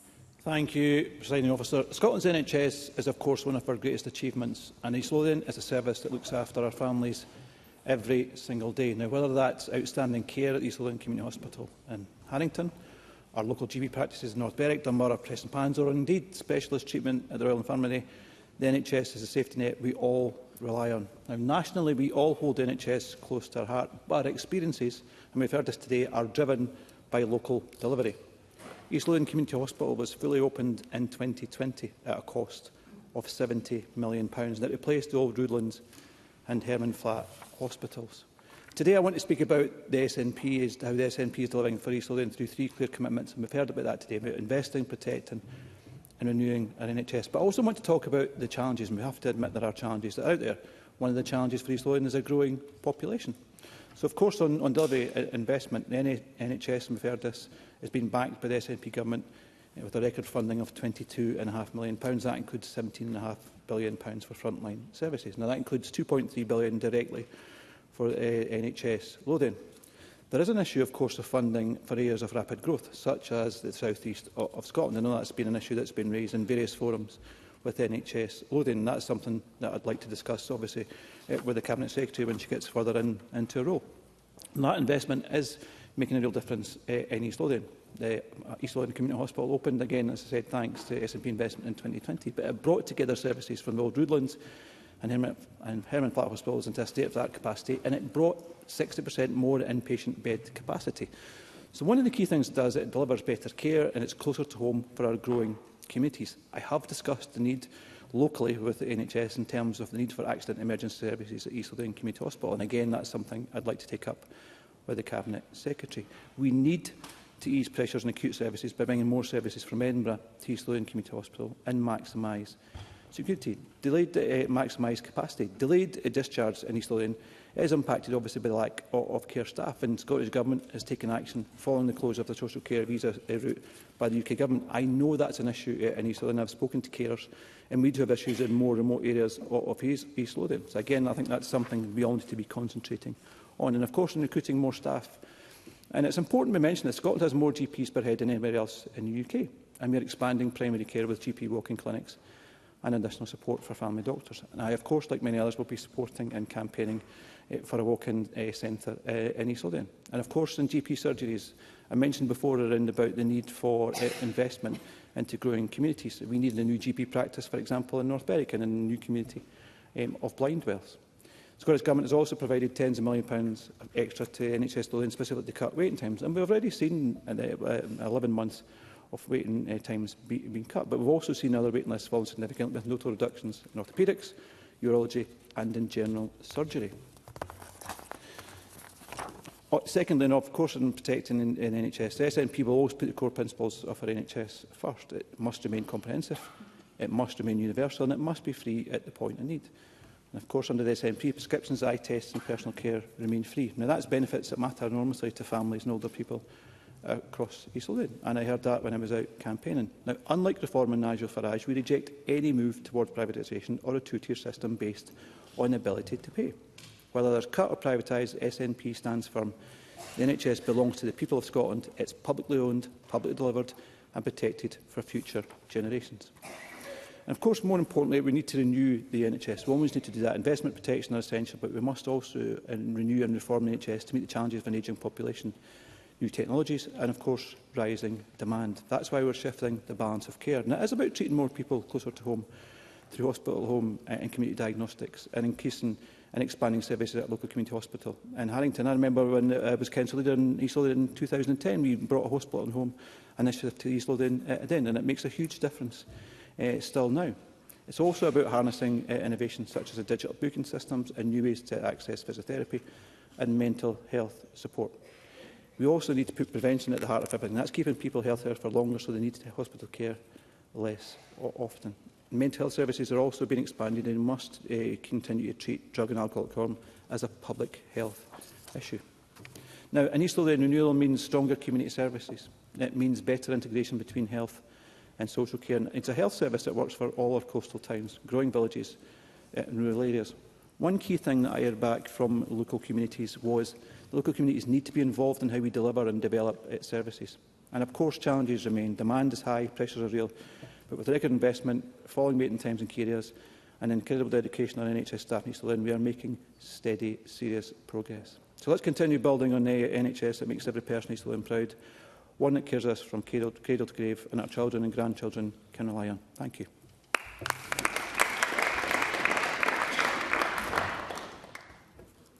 To make a first speech, Joe Long.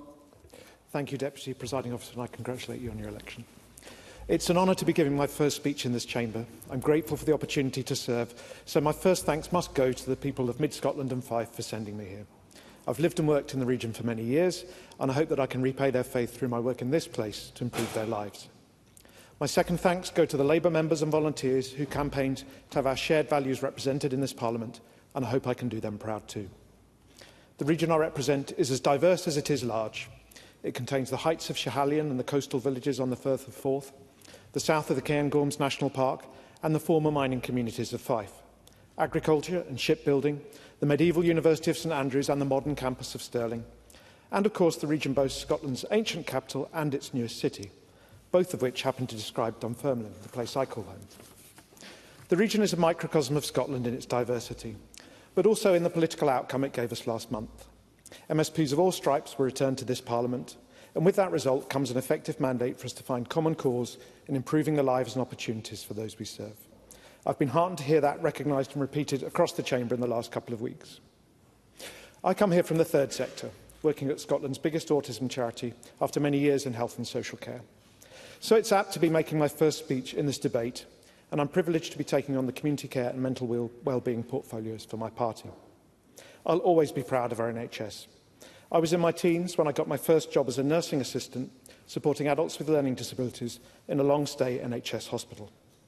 I'm pleased to say that such institutions are no more, and much of my subsequent career in social care was spent supporting adults in their own homes in the community to live more autonomous lives on their own terms.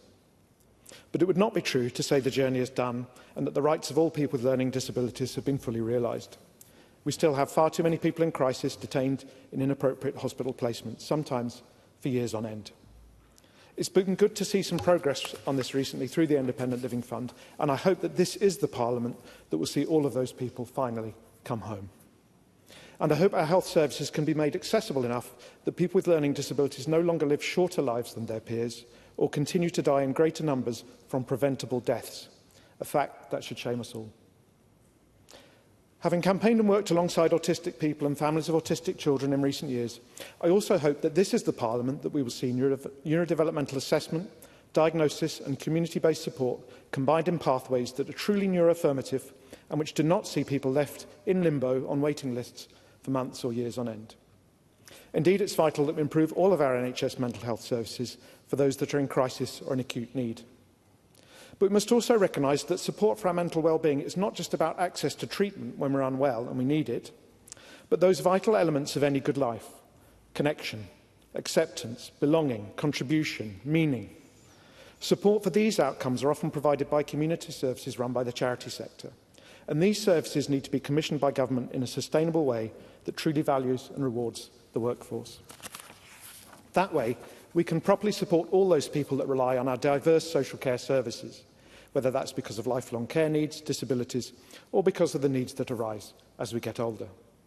If we get that right, we can move away from crisis-driven care and take pressure off our NHS through that proactive support. And I purposely use the word proactive in this context rather than preventative, because whilst I think there is a growing consensus that we won't fix the NHS without fixing social care, I'll always maintain that community services will not perform that role if we treat them like a junior subsidiary of the health service or value them for what they avert. These social care and community-based services need to be recognised as a sector in their own right. At their best, they provide positive outcomes, that connection, that belonging, that quality of life. Parity of esteem is needed if both our NHS and social care are to thrive. I congratulate the Cabinet Secretary and the Minister for Community Care on their appointments, and will happily work to build cross-party consensus on ways forward.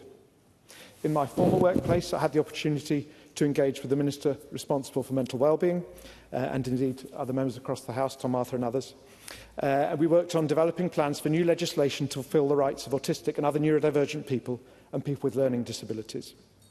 The bill has yet to be introduced, but I wish to pay tribute to how carefully Marie Todd consulted and listened to stakeholders, particularly those with lived experience. It's now time to act and to deliver on the hopes, the aspirations and the fundamental rights of those communities, and I look forward to working with the Minister and contributing in any way that I can. I wanted to end on a lighter note and give my final thanks to my family, and particularly my wife and daughters, for their tireless support as we figure out a new rhythm to our family life. I had the challenge when elected a few weeks ago of explaining the function of this Parliament to my two young girls. After explaining that members could give their ideas and suggestions, other people would discuss them, and then we vote on what to do, my 8-year-old asked, "So if you stood up and said, 'Let's have a dance party,' and everyone agreed, you'd do it?" At which point my 4-year-old chimed in, "We have some takers." At which point my 4-year-old chimed in, "Or you could call it a disco," which gave me the opportunity to explain that yes, and we could then spend several hours debating whether it should be called a dance party or a disco. Now, I'm not sure if the new presiding officer's desire for more spontaneity and dynamism would stretch to my proposing a dance party this afternoon, or how such a motion would be received, but I am heartened by the spirit of openness and goodwill I've experienced here in the past couple of weeks. I hope we can hold on to that in the coming session. I won't resile from holding the Scottish Government to account or for speaking up for those that deserve better. But our communities also deserve a more collaborative and constructive politics in the interests of delivering the change that we all need. Nowhere is that truer than in our health and social care sectors, and I look forward to playing my part.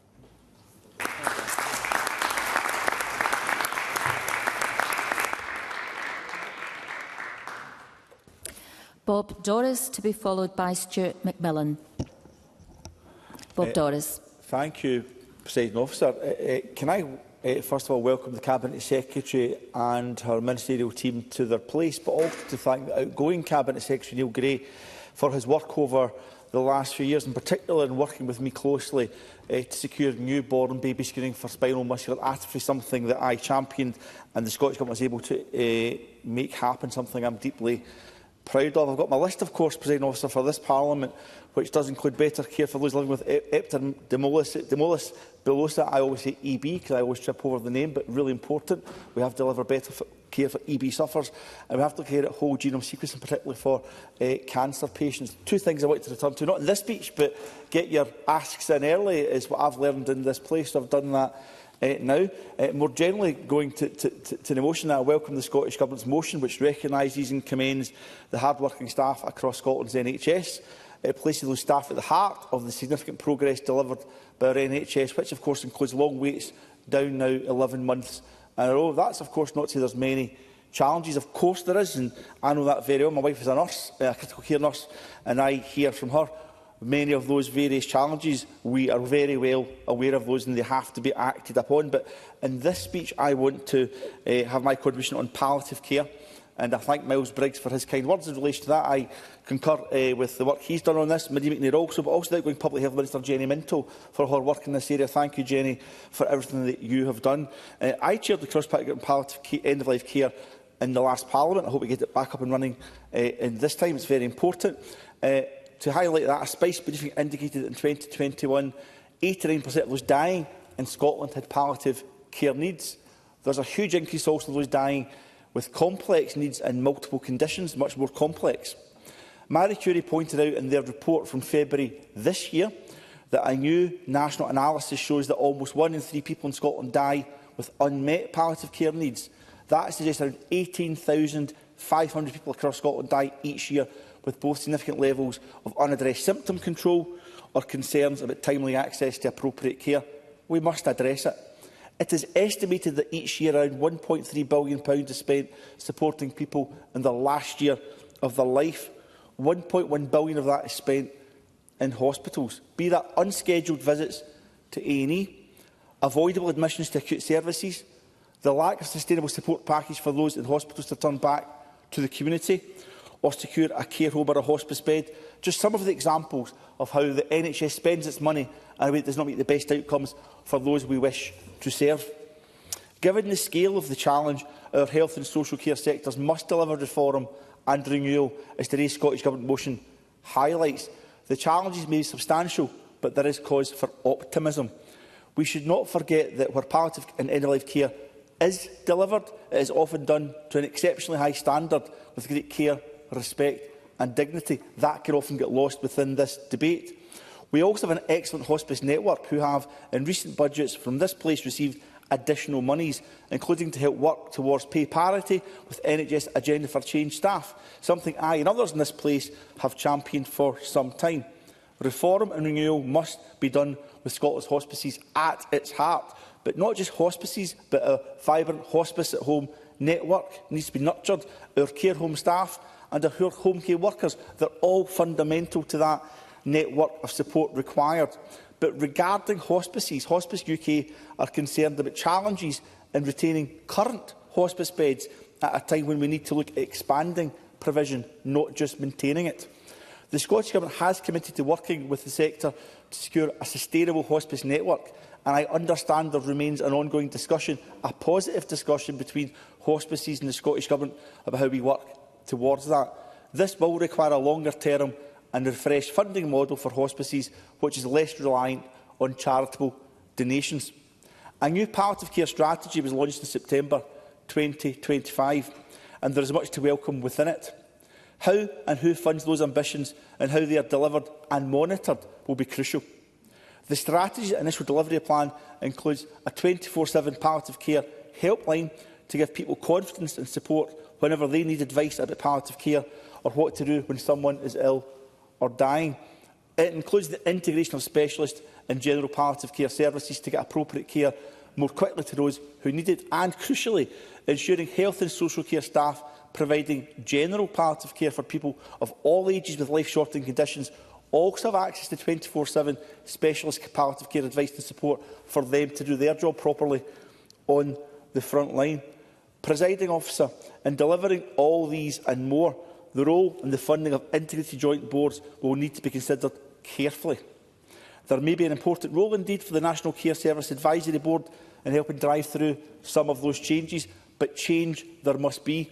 In the few seconds that I have left, Presiding Officer, I just want to note that in the last Parliament, irrespective of whether people supported Liam MacArthur's end-of-life assisting bill in this place, something he took forward with great dignity, I have to say everyone on all sides of that debate believed we must do better in palliative and end-of-life care.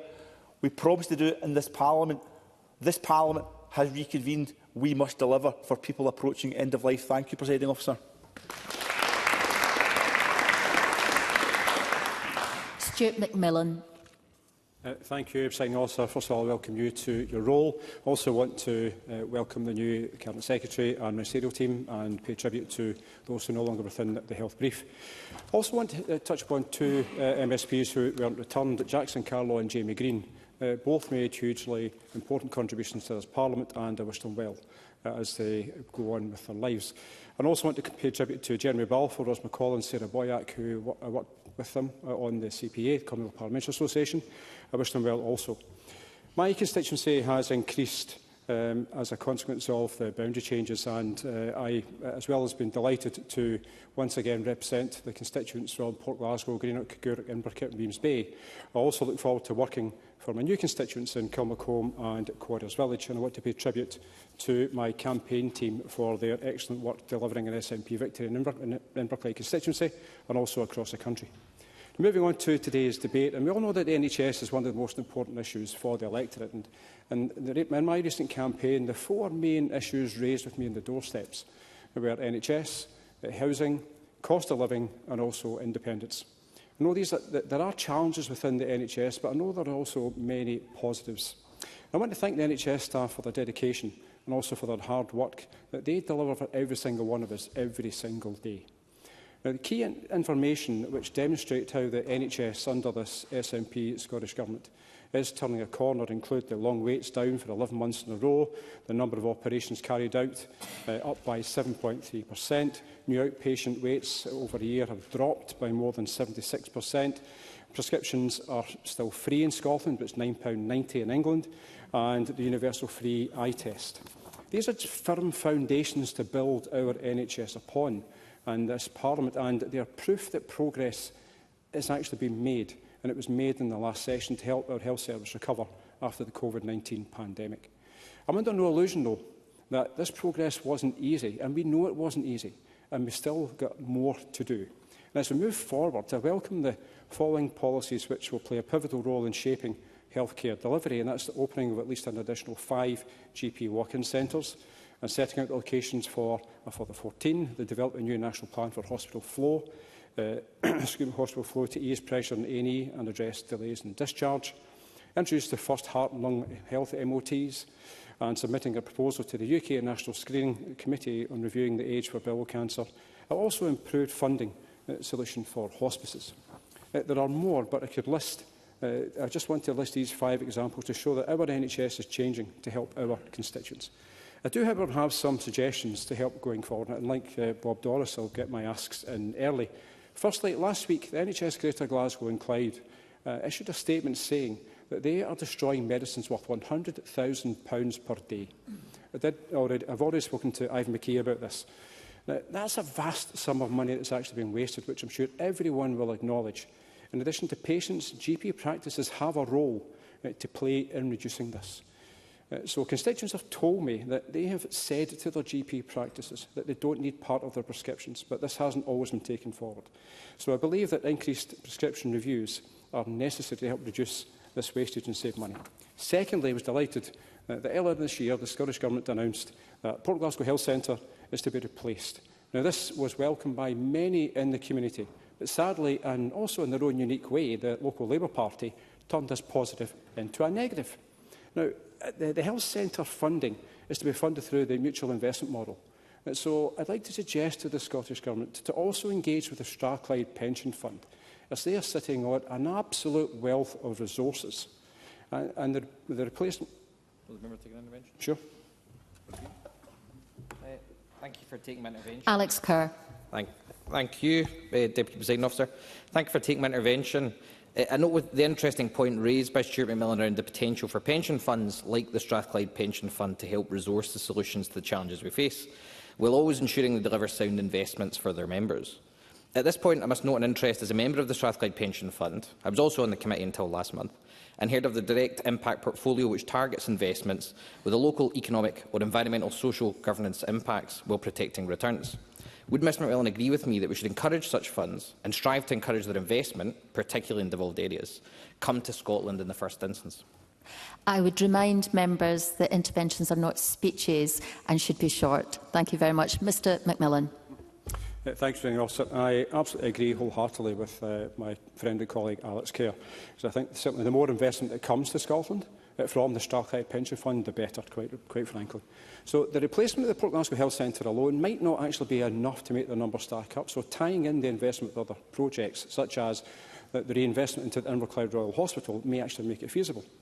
The third suggestion is that on mental health delivery, and the Cabinet Secretary touched upon earlier. Now, during my time as a constituency MSP, many constituents have raised the concerns about accessing mental health services, in addition to the growing role that Police Scotland officers are playing in mental health cases when other services aren't available. Now, the impact on Police Scotland, taking officers away from their normal roles, is a cost to them and also to society. And the fact that NHS Greater Glasgow and Clyde is such a vast entity, and considering the Clyde part of it alone and the Christie principles for public sector reform, and advocating for Inverclyde to be considered for a pilot project to have a day mental health facility to help ease those with a mental health need.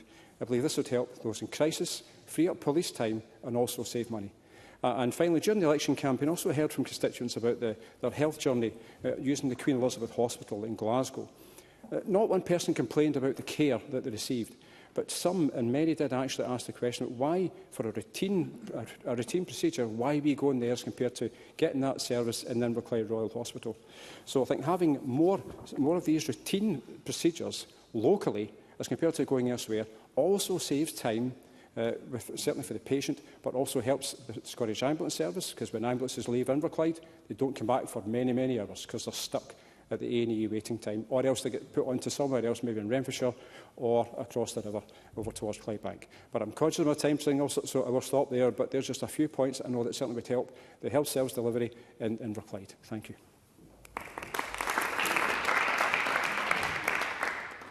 We now have a first speech from Cara McKee. Thank you, Deputy Presiding Officer, and congratulations on being elected to your post. As this is my first speech here, I would like to start by thanking the people of West Scotland for electing me. I pledge to serve the people in this role, and I recognise the great privilege I now have to speak in this chamber. I've come here from working in a village library, and it was the daily stories of people's struggles in life which made me feel I needed to do something to be the change I wanted to see. So here I am. In the title of this debate, it's acknowledged that the NHS cannot be improved without improving the state of social care. I'm sure that as well as NHS staff, Parliament would like to recognise and commend the social care staff across Scotland's local authorities and the third sector. Long ago in the 1990s in Yorkshire, where I grew up, I worked as a care assistant. This was before minimum wage legislation, which came in the same year as this Parliament. The pay was terrible, but back then I could stay at my mum's. The hours worked well for me and it was a very rewarding job.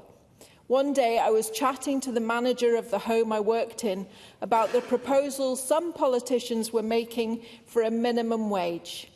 At the time, he said that he'd love to pay minimum wage, but he couldn't afford it. But minimum wage was introduced because paying staff a decent wage is not a luxury, it's basic respect. It enables staff to stay. We can't all live at our mums. 30 years later, care workers' pay is still too low. Now a lot more of our care workers are going to people's homes to enable them to stay in a familiar environment, and that's great, but it takes time and requires more expertise than I needed to have as a care assistant in the 90s. We have to ensure that enough time is being factored in for workers to get between homes as well as caring for people when they get there. And this time is scarce at the moment due to understaffing from having had to leave the European Union and because of the work being badly paid. A lack of staff is making this work more stressful, and many care staff who've spoken to me have said that they can't provide the care that folk deserve. We must recognise how things are. It's not good enough just to say that we value these workers. Too often with work like this, work that involves caring for others, work that's mainly done by women, We hear folks say that they don't do it for the money. Well, I'm afraid that being caring does not pay the bills. There are people like my old boss who say that we can't afford fair pay for care workers. We need to recognise that care workers do an extremely demanding job, delivering excellent care, often in difficult circumstances. And we need to ensure that they are getting paid at least £15 per hour, that they have collective bargaining, secure contracts, better terms and conditions. We need to ensure that nurses in social care get paid the same as nurses in the NHS. All this is not just because it's the right way to treat people, but because proper pay and respect for care workers will encourage new workers into the care sector, will save the public purse money, and will improve our NHS by enabling people to move out of hospital beds. Demand on social care services is just going to increase as our population ages. So it's necessary that we work with local authorities, the NHS and the third sector to learn from other models of social care. Models like the Buurtzorg model, developed in the Netherlands, which gives more control and management to care staff and could potentially let us reduce costs without reducing the quality of care. To give us the space to make necessary changes and free up hospital beds, the Scottish Government must provide an immediate funding boost to meet the most pressing needs, including a boost to care workers' pay. Most importantly, we have to recognise that good social care saves us money. Thanks.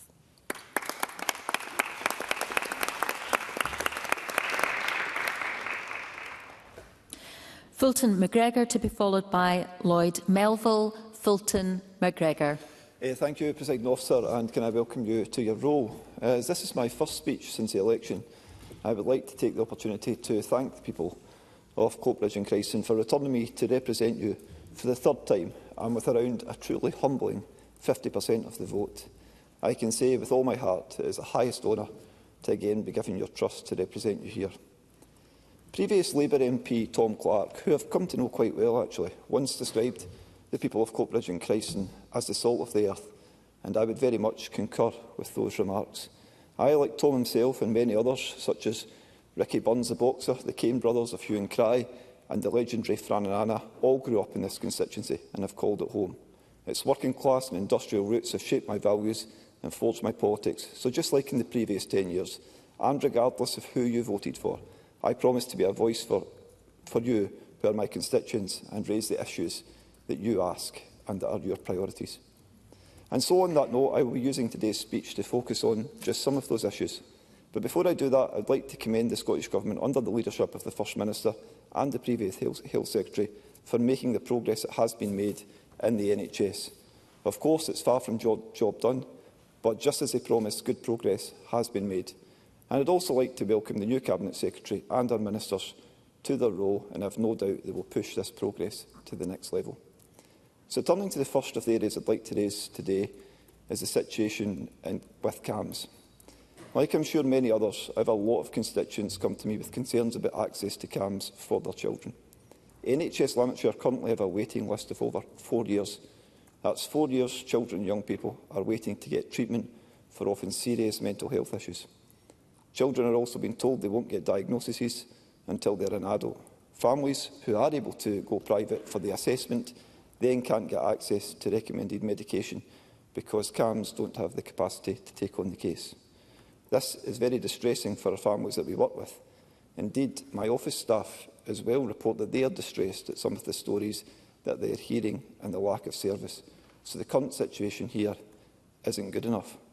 We are at the start of a new term. There's a new ministerial team in place, and I implore Marie Todd, who I believe will be taking up this role, to use her position here and her vast experience in government to drive progress in this area, to go beyond just the stats and targets and deliver real change for the families experiencing the delays and lack of service.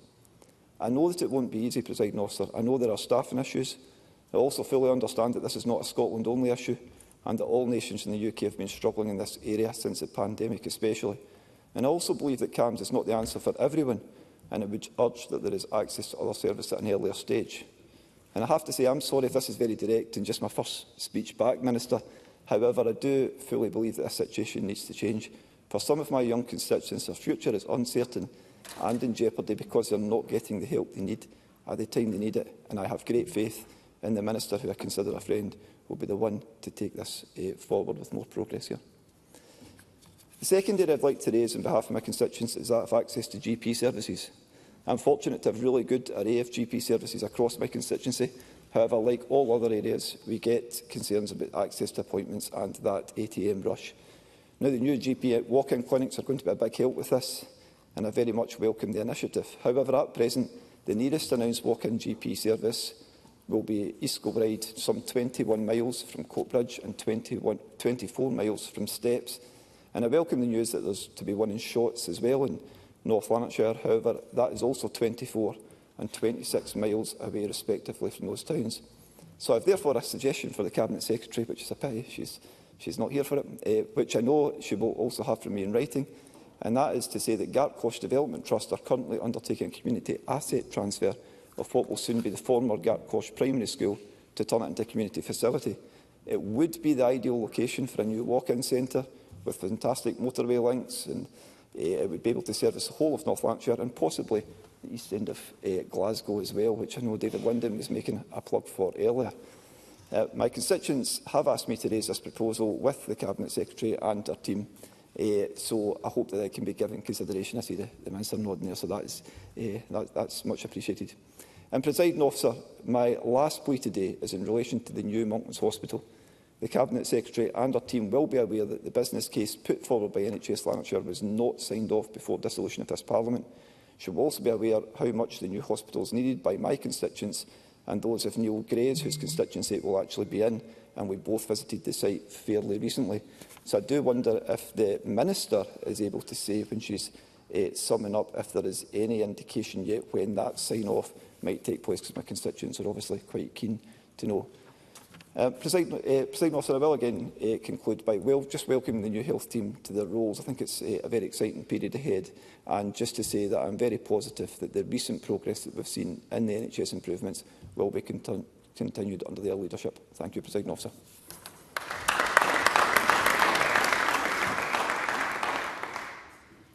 And for the final speech in the open debate, Lloyd Melville. Thank you, Deputy Presiding Officer, and let me start by welcoming the Cabinet Secretary's statement and congratulating her, Marie Todd and Alison Thewlis on their new roles.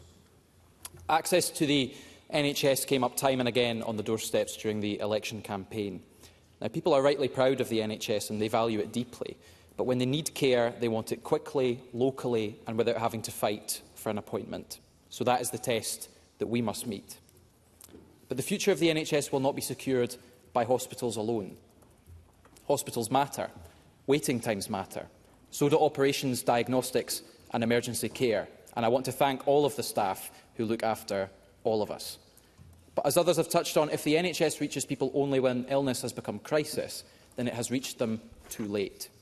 And that is why prevention must be at the centre of our healthcare strategy, and I welcome the comments that have been made on that. Not just in theory, not just somewhere down the line, but as the practical work of keeping people well, catching illness earlier and protecting the services people rely on.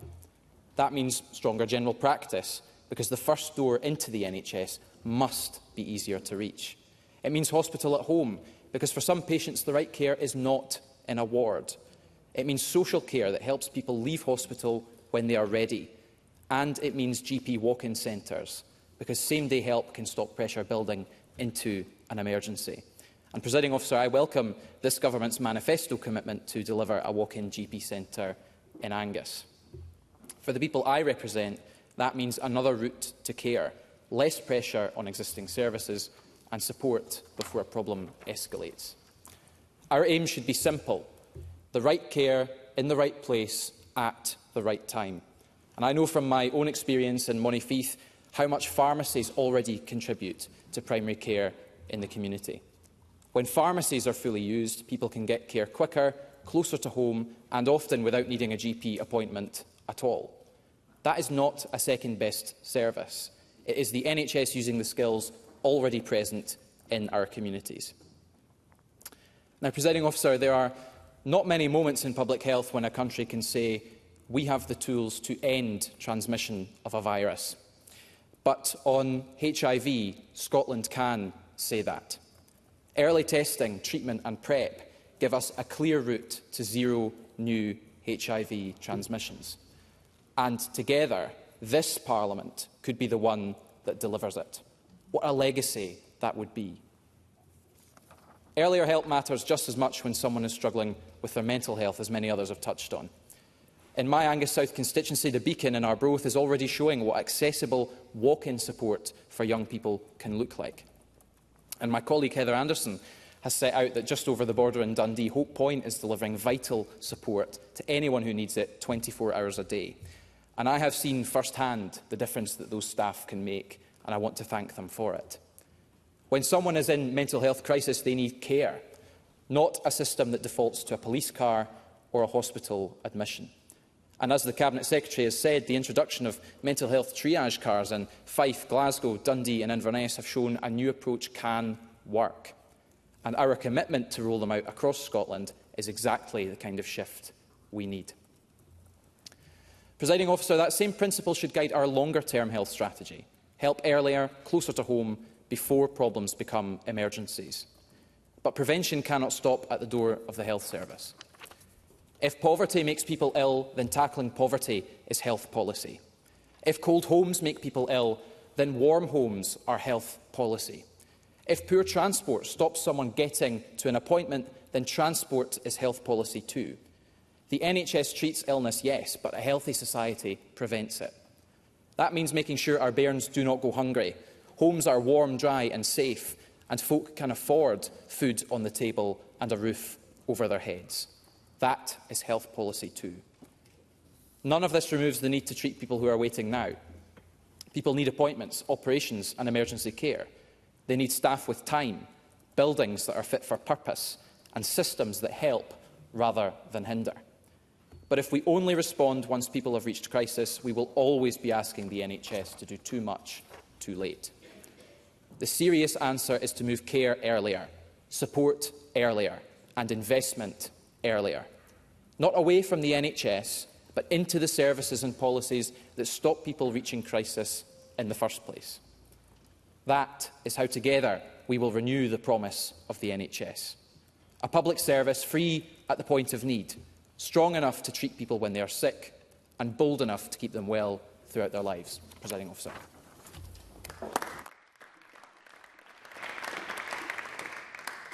Thank you. We now move to closing speeches, and making their first contribution, can I call Morven May McCallum. Thank you very much, Deputy Presiding Officer, and congratulations on your appointment. I would like to declare before I progress in my maiden speech that I am a councillor for the Highland Council and I am a volunteer of Lyme Disease UK and Lyme Resource Centre. I would like to thank my predecessors for all their service and the people of the Highlands and Islands for placing their trust in me and sending me to this Parliament. It is an immense privilege to stand here today, not only because I have the honour of representing the incredible people of the Highlands and Islands, where I was born and raised, but because there was once a time when my family and I feared that I wouldn't be alive today. There are many issues that I could speak about when it comes to healthcare in the Highlands and Islands, but today I would like to speak about something which remains largely hidden from view. I'd like to speak about chronic illness, and I would like to do so through my own experience. As a teenager, I was bitten by a tick which infected me with Lyme disease.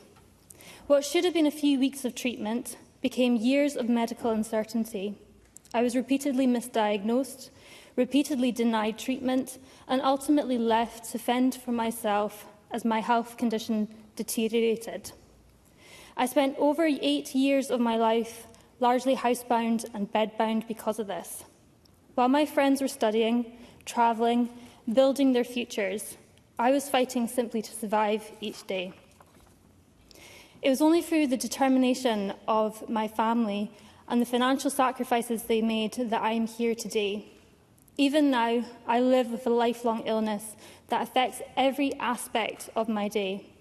But my story should never have been my story, and nor should it become anybody else's.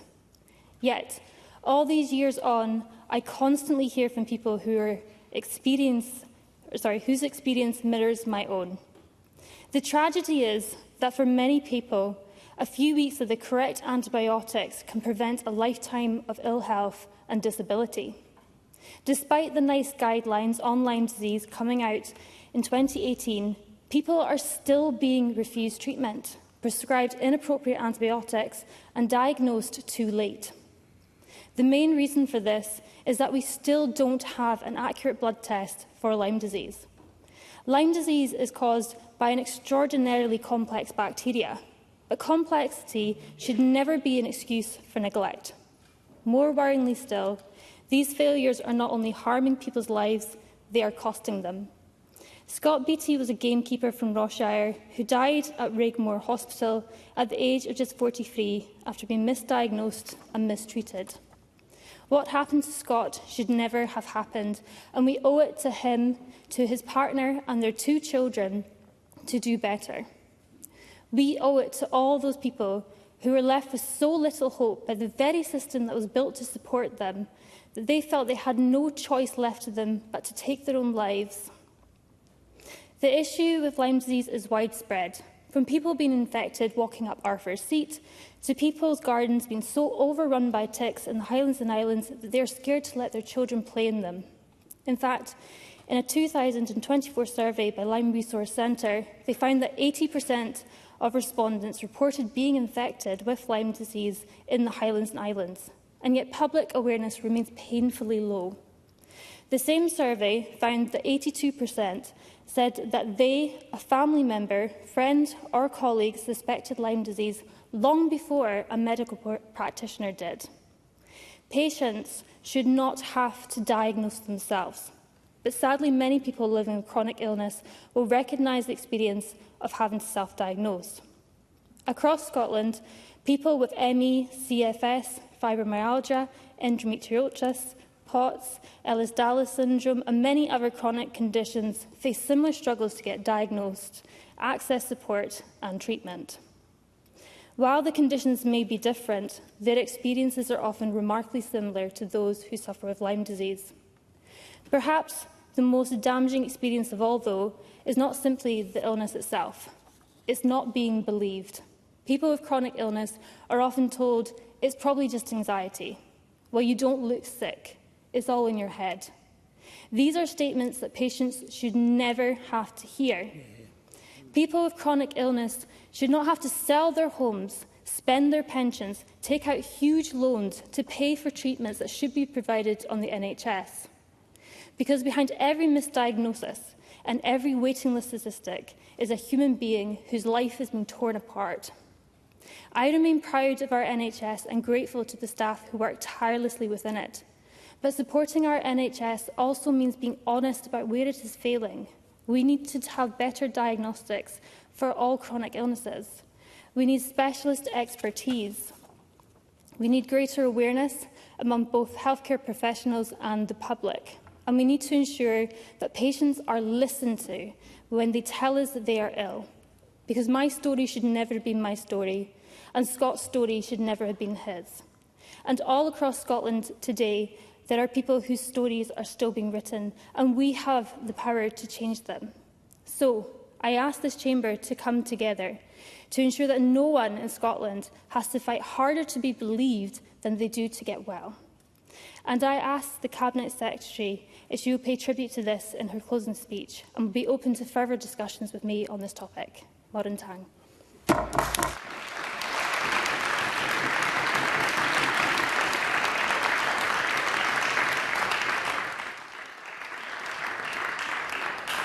I call Miles Briggs. Thank you, Deputy Presiding Officer. And can I start by congratulating Morven May McCallum on a really excellent first speech to this Parliament. My own father actually contracted Lyme's disease when he was working in forests in Perthshire.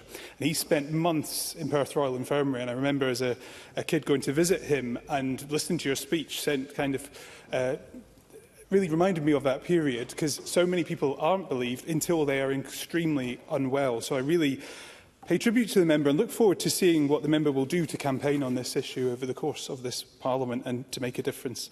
Deputy Presiding Officer, I wanted to start by returning to my friend and colleague Paul McClelland's contribution, because at the start of this new session of Parliament, and as a Lothian MSP, I have to again raise my concerns, as Paul McClelland has, around the growing gap in health funding which we are seeing on a population basis across our country. And that is no more acute than here in Edinburgh and NHS Lothian. Now, this has been an issue which I have raised consistently in my time as an MSP, but we are seeing a shift in our population in our country, and we need to start acknowledging that as a Parliament and as a government, because if that doesn't go unaddressed, it will be one of the biggest problems facing our health service in the future.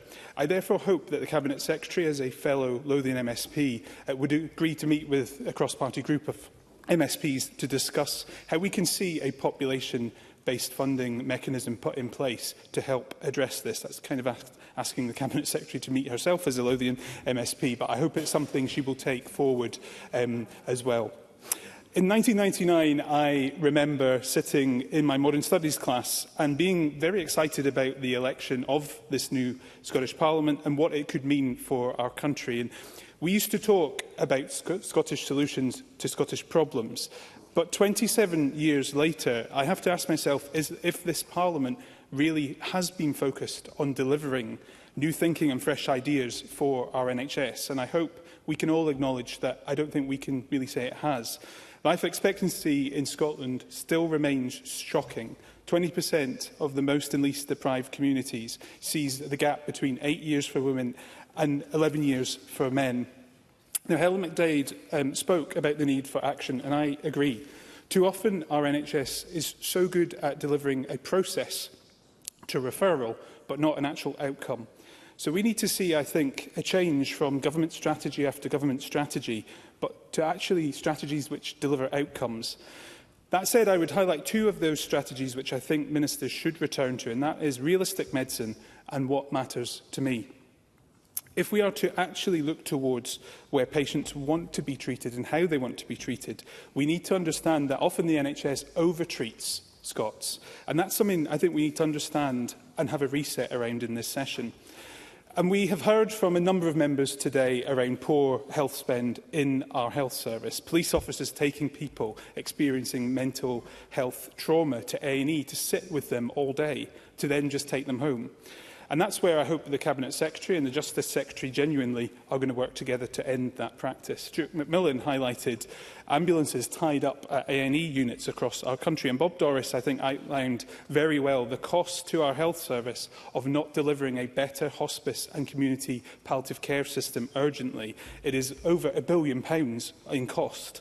And I have two stories recently working as an MSP here in Edinburgh where we managed to get a constituent who wanted to return to her roots to die in the Western Isles, to get her back home to have her wishes fulfilled, and another constituent who wanted to die at home here in Edinburgh, and there was a crisis which meant they were blue lighted into hospital and died there when that should have never happened, not the wishes of that individual or their family. So we need to look at how our systems also can change and must change. I very much congratulate and welcome David Green to Parliament. I've known David for many years. He is going to be a great new addition to this Parliament. I met his dad at the Kirking of Parliament, and he has trained his family so well. I've tried to get any gossip or dirt I could out of his father, but he certainly wasn't for telling me. But I very much welcome him to this Parliament. And the point he made in regards to rural proofing, I think that's something we need to focus on. I say that as an Edinburgh and East Lothian MSP, but we need to look towards how often our NHS creates more problems by not thinking about rural communities first as well. Lloyd Melville made some really important points in relation to HIV transmission elimination by 2030, and I'd also highlight the need for us to refocus and return to the Hep C testing and treatment strategies. We were world leading for many years in this area, but we are slipping behind. So I think the strategies we have outlined and where they are being delivered, sometimes on a board-by-board basis instead of a Once for Scotland approach needs to be revisited.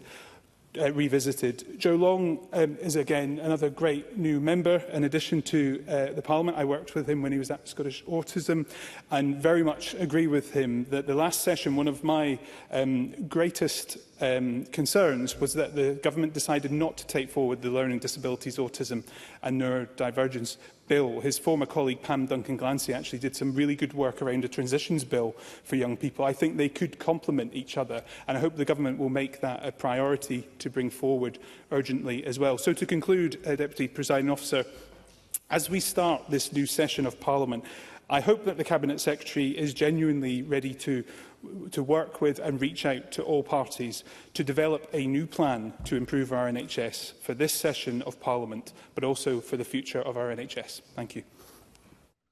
Thank you. Can I call Laura Moody, who is making their first speech?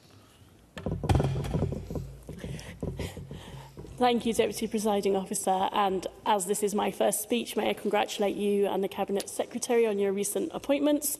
And I'd also like to thank the voters of the South of Scotland for placing their trust in me. I can only hope I deserve it. I'm glad to be closing this debate on behalf of the Scottish Greens as someone who believes in the values of our NHS and what they were built on: fairness, dignity and care based on need. And I think everyone in this chamber was moved by Marvin May McCallum's words about what happens when those values are not honoured. I'm really sorry to hear what happened to you. I also speak as a parent, as the sister of an NHS midwife, and as someone who has listened carefully to people across South Scotland about their experiences of healthcare. So I want to begin by saying thank you. Even under enormous pressure, our NHS continues to deliver extraordinary care. Care delivered with professionalism, kindness and compassion. And that experience is shared by many families, and it's why people feel such extraordinary loyalty to their local NHS services. But if we're serious about investing in, protecting and renewing our NHS, we also need to be honest about where it's not working well enough, particularly for rural communities. Last week, I was concerned to learn of an elderly woman in my region who fell while out and about in a local village. Two passers-by separately phoned 999 and were told an ambulance would not be dispatched until the woman had been assessed. One of them took her in her car to the local GP's surgery. Thankfully, it was open, and from there she was taken to hospital. She'd broken both an arm and her pelvis. While I understand she is recovering, the incident reminded me of Nye Bevan's statement that no society can legitimately call itself civilised if a sick person is denied medical aid because of a lack of means. And in my region, that lack of means is often shaped by transport. And I thank Lloyd Melville for mentioning in his comments this issue. I regularly hear from people travelling long hours on public transport to attend specialist appointments in Edinburgh or Glasgow. For someone who is unwell, those journeys are exhausting, stressful and at times physically painful. They are not a small inconvenience, they're a real barrier to care. I also welcome the cross-party contributions in this debate on maternity services in Galloway and Caithness especially. As a mum of four, it's also where I've had the most interaction with the NHS. Having had 2 home births when I lived in Glasgow, that opportunity was not available to me when I was pregnant in Galloway with my 4th child. The community midwifery service, while individually excellent, was chronically understaffed. They couldn't guarantee 2 community midwives would be available to support me at home, so I faced a long journey in winter to deliver my youngest in hospital. If we are serious about renewing the NHS and addressing depopulation in our rural communities, our maternity services must be safe, sustainable and accessible, and they must offer women the genuine choice those living in urban areas take for granted. We know the pressure on our NHS is growing. We also know that doing more of the same will not be enough. If we want a health service that is sustainable, we need to invest more in prevention and in community-based care. For rural areas, that really matters. Strong local services can reduce the need for long journeys and they can help people get care closer to home. But that requires long-term investment, a workforce that is supported and valued, and a willingness to look at bespoke solutions for communities that just don't fit central models. As my Scottish Green colleagues have said, we can't build a sustainable NHS without valuing the people who provide care, wherever that care happens. Social care is a vital, skilled and deeply human form of work, yet too often it comes with low pay, insecure conditions and burnout. To invest in our NHS, we must invest wisely in prevention, in community care and in people. To protect our NHS is to defend its founding principle of care free at the point of need. And to renew our NHS is to recognise that health does not begin in hospitals, but in strong communities, secure lives and a society that cares for one another. That's the Scottish Green vision of healthcare, and it's the future our NHS deserves. Thank you.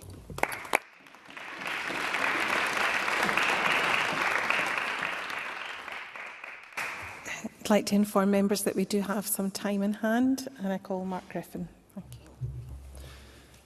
Thank you, Presiding Officer. Firstly, in my first speech of this new session, I'd like to congratulate Presiding Officer on our election to a role as DPO and welcome the health team to their new briefs as well. I'd also like to thank the people of Central Scotland who have elected me to represent them again, and secondly to thank those who live in the West Lothian part of the new region. I'm grateful for their support and look forward to serving communities across the new region by holding the government to account on the issue that matters most to them and by supporting them well when they need me. But like Miles Briggs, hope that changes, particularly changes in NHS delivery, make that less of a necessity for so many of our constituents. Turn to this debate, I also want to add my thanks to Scotland's NHS and social care staff. Their everyday dedication, professionalism and compassion, often under the most immense pressure, shows Scotland at its very best. I'm grateful as well to all members who have contributed to today's debate. We've heard many thoughtful contributions from across the chamber, but particularly, I think, a whole range of excellent first speeches from new members. Helen McDade raising our considerable experience of ME. David Green rightfully raising maternity services in Caithness. David Linden flagging, I think, a cross-party campaign in support and recognising the need for 24/7 thrombectomy services.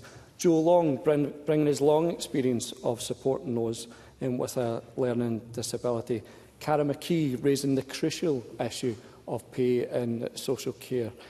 Morven May McCallum, a powerful advocate for those with Lyme disease and chronic illnesses, and Laura Moody raising issues of access to care in rural areas, particularly maternity services. Again, I think everybody would agree, fantastic first-time speeches, and I look forward to hearing much more of them through the rest of the session. But, Presiding Officer, it is normal at the start of a parliamentary session for the Government to bring forward a series of debates on the big portfolios, the big issues, and set out their priorities. But what I did find strange, though, was that the Government in its motion had almost nothing to say about their priorities for the NHS, beyond those thanks and recognition for staff, which is absolutely right. I was surprised that it did lack in some of the detail of what their ambition might be. And I think that those NHS and social care staff are looking for more. They're looking for details on how they're going to be supported doing the job that they love. The public are looking for more. They're looking for more details on how our very most treasured public service is going to be protected and how it's going to be there for them or their family when they need it most, because for lots of people it just hasn't been there recently when they've needed it. Now, it was like the Government were going through the motions, knowing that they had to have a debate on the NHS in the first couple of weeks, but seemingly with nothing to say in their motion about how they'll reform and protect it, and so lodged one commending and thanking staff. That's not quite, I think, what staff are looking for, to seem to be treated as a human shield almost in a parliamentary debate. I think they deserve far more than that from this government. It deserves the detail and the ambition for the next 5 years to be set out in that motions. They want the answers to the big issues facing our NHS. Answers for the more than 750,000 people who are waiting for tests and treatment. Answers for people who are struggling to get a GP. Answers for people who have or are worrying if they have cancer while waiting time standards continue to be missed. Answers for healthcare staff continuing to work under that extraordinary pressure. Because the answer, increasingly for some, is to get into debt and to go private. Unbearable waits with real debilitating pain, stopping people going about their lives, stopping people going to work, stopping people caring for their family. And this week's figures have shown that private healthcare admissions in Scotland are at a record high for the 5th consecutive year, with Scotland seeing the sharpest increase anywhere in the United Kingdom. That's something that is an indicator of the extreme stress the NHS is under, but more importantly, the real stress that people are under, living with conditions that they are desperately waiting for treatment for. Labour founded the NHS on the principle that healthcare should be available to all according to needs. But Scots are being forced to pay out of pocket for healthcare that they've already funded through their own contributions to tax, and that's something that we should be taking really seriously as a huge red light warning flashing on our NHS. But, Presiding Officer, I do want to pay particular tribute to a certain group of staff, and that is the staff of the neonatal and obstetrics units at Wishaw Hospital. Without their skill, their expertise and support, my wife and daughter wouldn't be alive today. But the best way to recognise them is to ensure that they're supported, protected and strengthened. They're for tiny premature babies like Rosa, who are yet to be born. But it's this government which has proposed downgrading that neonatal intensive care unit. Doing that will mean that the smallest and sickest babies will travel further, they'll wait longer for a life-saving services, and that will separate families at the most vulnerable time in their entire lives. The staff at Wishaw have already shown what excellence looks like. Award-winning, life-saving care. But they don't feel supported, they don't feel like their service is being invested in, they have no certainty about their future, and the most crucial point is the staff themselves. They are worried about the premature babies being born in Lanarkshire without that intensive care unit. And I say this in the most collegiate, sensitive way that I can, Presiding Officer. In closing, to the new health team, it's not too late to review and reverse that decision.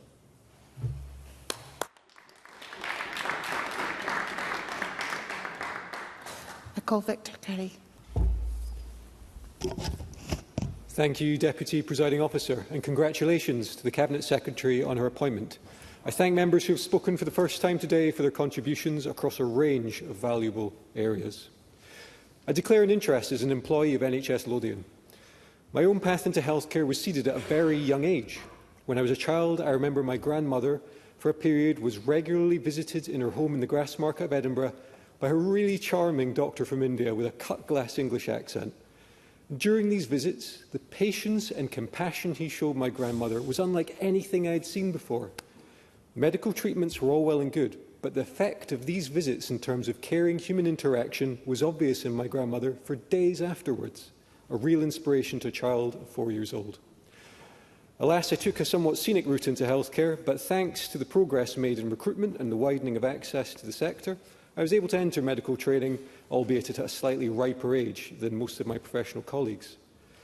Now, healthcare is an interesting sector to work in because no one that needs it really wants to have to be there.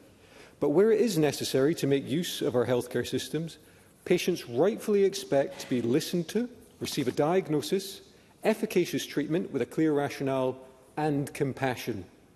But that compassion is becoming harder and harder to deliver. The motion moved today congratulates our workforce. For the resident doctors, nurses, advanced nurse practitioners, porters, lab technicians and scientists who will work overnight tonight, these congratulations will be welcome. But, Deputy Presiding Officer, congratulations are not enough. My colleague Helen McDade referred to the lack of investment and cross-speciality interaction when dealing with complex chronic conditions.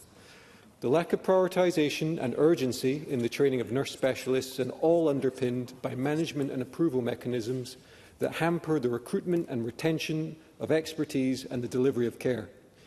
Compassion cannot be delivered where there is inconsistency and a lack of resources. Congratulations are not enough. My colleague David Smith highlighted the example of variation in patient contact time depending in one's place according to authority boundary. Not only is this cruel to those in need of help, but one simply cannot, in 7 short minutes, deliver the practical care required, as well as give patients the patience, listening time and understanding to truly deliver compassionate care. Now, I do my NHS colleagues a slight disservice. In these extraordinary circumstances, they do deliver all that is required, as well as offer warmth, kindness and close attention. But giving all you've got for long periods eventually leads to burnout. And this is reflected in staff employment surveys, which show 37% of nurses in Scotland are actively planning or thinking of leaving the profession. Deputy Presiding Officer, congratulations are simply not enough. The motion celebrates a decrease in waiting lists over the last 11 months. But how did these waiting lists decrease? More operations? Yes. But supplementing Jackie Bailey's point, last year approximately 54,000 Scots resorted to private providers for their treatment. As stated, a 6% increase on the previous year, and the 5th consecutive year in a row that private healthcare admissions have hit a record high. Now, members in this chamber have inferred that my party wishes to privatise our healthcare system. These statistics show that for a universal healthcare system, the Scottish Government is now effectively doing that themselves. Private medical treatment was once the preserve of the very wealthy, but an increasing number of ordinary Scots are now using their life savings for cataract operations, hip replacements and knee arthroscopies, amongst other treatments. They do this having already fairly paid their taxes to the NHS during their working lives. Now, let reform state this clearly. The founding principles of our NHS, that it remains free at the point of need, available to all, are non-negotiable. Anything else is misinformation. But to protect those very principles, we must be honest. The current centralised structures of the NHS in Scotland are no longer fit for purpose. For decades, our health service has been weighed down by excessive overlapping layers of bureaucracy, pulling vital decision-making away from communities, and we see the consequences every day. Workers stretch their limits while frontline services struggle with persistent implementation gaps that frustrated both patients and staff. But, despite my tone so far, I actually remain really optimistic. The brilliance, compassion and dedication of our NHS workforce and the care sector supporting that remain unparalleled. The system is failing them, not the other way around. Imagine what we could achieve if we finally uncapped their potential by enacting real structural reform. Now, reform's vision is rooted in a fundamental redesign that empowers practitioners at the local level. We must strip away inefficient administrative layers and stop pouring resources into duplicate management structures. Redirect that to the front line and trust our GPs, district nurses and allied health professionals to design and manage patient pathways within their own communities. We also need an integrated health and social care system that truly prioritises prevention, expanding hospital-at-home initiatives and empowering community pharmacies so that families receive care where they need it most, close to home, which I was pleased to hear. Let us be guided by this truth. The NHS does not belong to the politicians. It belongs to the people of Scotland, and it belongs to people who work tirelessly to keep it running. The Royal College of Physicians of Edinburgh and the BMA have called for cross-party consensus on this very issue and radical reform.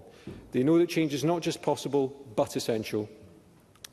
Hope, Deputy Presiding Officer, cannot just be a passive feeling. Hope is a deliberate choice, and it's the decision to look at the challenges facing our health service, accept the need for honest change and build a system that finally unleashes the brilliance of our healthcare workers. And our motion move today aims to do just that, by first acting as an honest statement of intent, with the first necessary steps to make that happen through the setting up of an independent Scottish Health and Social Care Commission. So let us work collaboratively across this chamber. Let us be bold, let us reform, and let us build an NHS in Scotland that is a beacon of hope, innovation and compassion for generations to come. Thank you.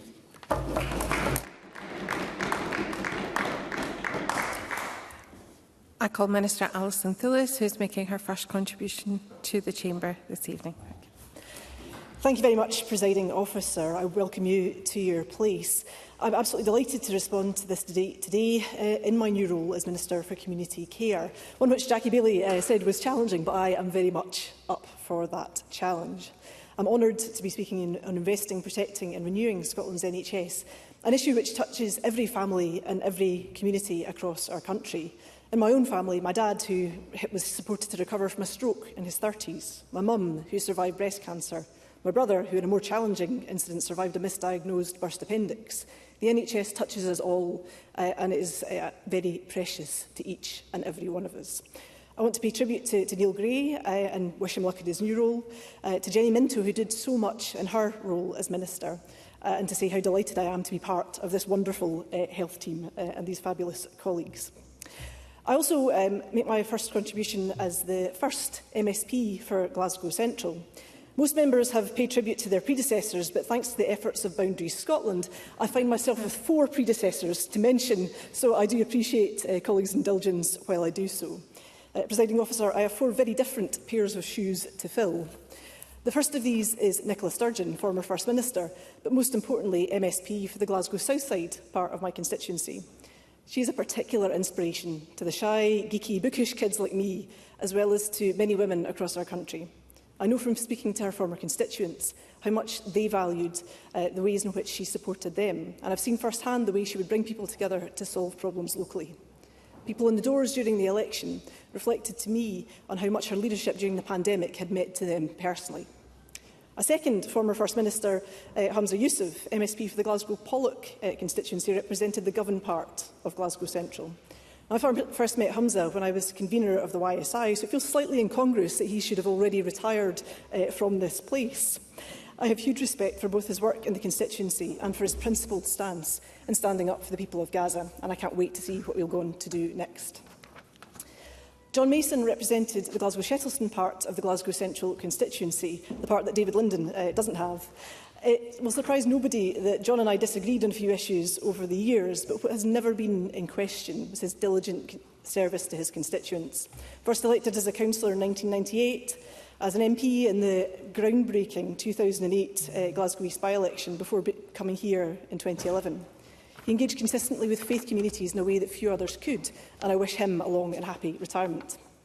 Last but by no means least, my friend CoCab Stewart, who represented the Glasgow Kelvin part of Glasgow Central constituency with vigour over the past 5 years. She will always be the first woman of colour elected to Scotland's Parliament. I know that she had a lot more to give to public life. We shared a constituency office for a while and I remain saddened that we won't be serving here together. But for the constituency of Glasgow Central, which crosses the Clyde from Calton, Govan, Parkhead to Drummoyne, Yorkhill to Lauriston, I look forward to engaging and to representing every part of that constituency, and it's a considerable honour to do so. I welcome all the other first speeches we've heard this afternoon from Helen McDade, David Green, David Linden, Joe Long, Cara McKee, Morven May McCallum and Laura Moody. All of them are a great credit to their parties, and I hope to work with them closely as we move forward together. And having listened to the debate today, it's clear from members' contributions that there is far more that unites us than divides us when it comes to the future of Scotland's health and care system. I'm committed to working constructively across the Chamber to deliver sustainable, system-wide improvements that meet the needs of people and communities across Scotland now and in the years ahead. As the Cabinet Secretary outlined in her opening remarks, we have made substantial progress over the past year, and our NHS has turned a corner. I have the privilege in this role of being able to look at the challenges we face with fresh eyes, but bringing in my experience as a former MP and councillor, and as others have remarked, bringing in the experience from our casework that we all receive also. In Scotland, our priority will always be to protect our NHS from the creeping privatisation we've seen in England and to always keep it free at the point of use. In my former role, I have witnessed the devastating impact of cruel Westminster immigration policies on our fellow human beings, particularly those who have not been permitted to carry on their work in the health service and have so much that they could contribute. I have fought against these policies and continue to believe that they are an anathema to Scotland's development and prosperity. The closure of the adult social care visa route for international care workers under Keir Starmer's governments has exacerbated the recruitment challenges facing care homes at the length and breadth of Scotland, particularly in our rural communities.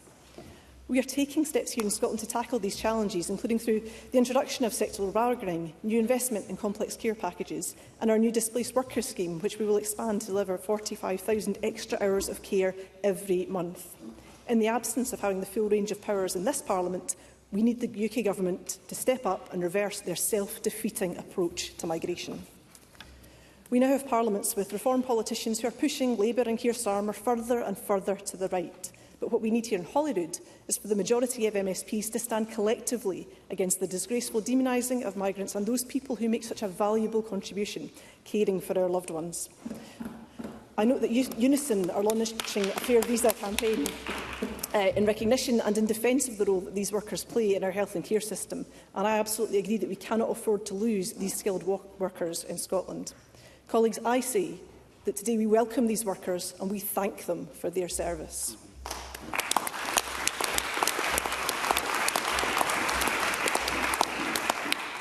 I will never, ever entertain the abhorrent comments we've heard from the Reform Party throughout the election campaign, and indeed in this chamber in recent days. And as Minister, I will always fight for a care system in Scotland that's inclusive, diverse and fit for the Scotland that we want to build. Turning to progress, I'll not repeat the Health Secretary's extensive remarks earlier on that progress, but it is right that we recognise the substantial progress that we've delivered, and the Scottish Government will remain focused on finding the solutions to the pressures and the challenges in the here and now, while we work to deliver the long-term sustainable improvements our services need. For my part, that means building on the important progress made by my predecessors. For example, the approach we've seen to community pharmacies, with more than 5 million consultations delivered. As Lloyd Melville mentioned, that's the right care in the right place at the right time for people, and it can make such a huge difference and keep them away from the A&E front door. In dentistry, 2025 saw the largest rise in domestic dental students in a decade, up 7%. There's more progress also that we can make with HIV eradication, as other members have mentioned, and that is a real goal, that we can get rid of something which in the past seemed quite impossible. We see the progress that we've already made in other vaccinations. As many members in the Chamber mentioned, the role of prevention is absolutely crucial. Paul McLennan, Maggie Chapman, Helen McDade, Lloyd Melville and Heather Anderson all mentioned the importance of prevention, and they all mentioned health inequalities. But I want to take issue with part of what Helen McDade had said, because austerity is more than just pounds and pence coming through in a budget. It's about the impact that it has on people's lives. And I would direct her to read the work by David Walsh and Jerry McCartney, Social Murder, which lays that out in brutal detail, the impact that these cuts have on people's lives and on their well-being. Because people are kept healthier through that prevention. It ensures that we want to ensure that Scotland continues to pave the way in life-changing public health interventions like the baby box and minimum unit pricing. However, that prevention, as Miles Briggs mentioned, is not delivered by the NHS alone. It requires coordinated action across government in health and housing, in education, in transport and business, working in partnership with our public services, with local government and, critically, with the community and voluntary sector. These organisations, many of which I have in my Glasgow Central constituency, are often closest to people's daily lives, providing the trusted, accessible support that underpins good health. And as Heather Anderson pointed out, the historical example of John Boyd Orr is really quite key here. The importance of the price of food to people's health and well-being cannot be underestimated, and that's why we are taking forward these public health proposals on food prices. And as David Linden also mentioned, the Thistle Centre in Glasgow, which I had a small role in encouraging and supporting, gets that support to people who are often considered at the very edges of our society, who don't get the opportunity to engage in those services, and it is helping to keep those people alive and preventing them from failing to get that support that they very much need. I was very pleased to see Joe Long also mentioning the importance of making sure that those with learning disabilities get access to those health services on the same basis and on a basis that is right for them as well, because we cannot continue to have health inequalities for a certain group within society, and I look forward to working with him in his role to progress this issue. We must focus on the care which can be shifted as well into our communities, closer to the people who need it. We are the only part of the UK to provide universal free eye examinations which can identify a range of conditions. We've already built on this with our fantastic community glaucoma service, and we now want to go further with community audiology services delivered locally. And that's all about making it easier for people with hearing loss to get the support that they need without having to go into hospital for an appointment. And as Stuart McMillan pointed out, being able to access these services locally saves time, saves money, it makes things so much easier for our constituents. Laura Moody pointed out that these things can be a barrier to care as well, and we should bear that in mind when we think about these services. Shifting the balance of care is also about ensuring people don't remain in hospital longer than they need to. Renewal and reform requires us to work with partners across local governments, the NHS and integration authorities to find those whole system solutions and to drive improvement. There are great examples of partnership working in Scotland, particularly with the third sector and charities, but equally there are stubborn challenges with levels of delayed discharge remaining too high. Presiding Officer, each person experiencing a wait to go home from hospital is one too many. But it is also worth remembering that some 97% of people are discharged from hospital without delay. I was very glad to hear Morven May McCallan's very moving speech on her experience with Lyme disease. And misdiagnosis and disbelief are huge issues for many people, still far too many people. And I look forward to working with her on that so that more progress can be made, so that nobody feels left behind by our NHS and care services. I also note the contribution of Miles Briggs and Bob Doris, who both made powerful contributions in the importance of advocacy around palliative care and hospices, and I look forward to working with them to take forward this issue, which matters so much to so many people. And while we have record investment of over £2.3 billion in social care and record funding of almost £15.7 billion for local authorities, our system does need to evolve. As the Cabinet Secretary and indeed members in this chamber have made clear, that cannot be ever to the detriment of our hard-working health and care staff. We are grateful for all that they do, and we are determined to work hand in hand with our workforce and with unions to bring meaningful reform. And I thank Karen McKee and Maggie Chapman for their thoughtful contributions on this matter. Presiding Officer, the strength of feeling expressed in the chamber today reflects how deeply we all value our health and care system. It is our most cherished public service, and we must work together to ensure it delivers for the people of Scotland. In summary, the SNP Scottish Government are improving access to treatment with new GP walk-in centres and new heart and lung health MOTs. We're shifting the balance of care towards homes and communities, delivering hospital at home, new community optometry and audiology services. We are redesigning hospital and care services for the future, using digital innovation and delivering Scotland's new app, mycare.scot. We're delivering person-led and compassionate care shaped by individuals, their families and by the workforce. We're embedding prevention by tackling the root causes of health inequalities, and we're strengthening the integration of our services. We are clear about the future we want to build, and I urge members across this chamber to support the motion and to work with us on this common ground to keep building a health and social care system that we can all be proud of. Well done.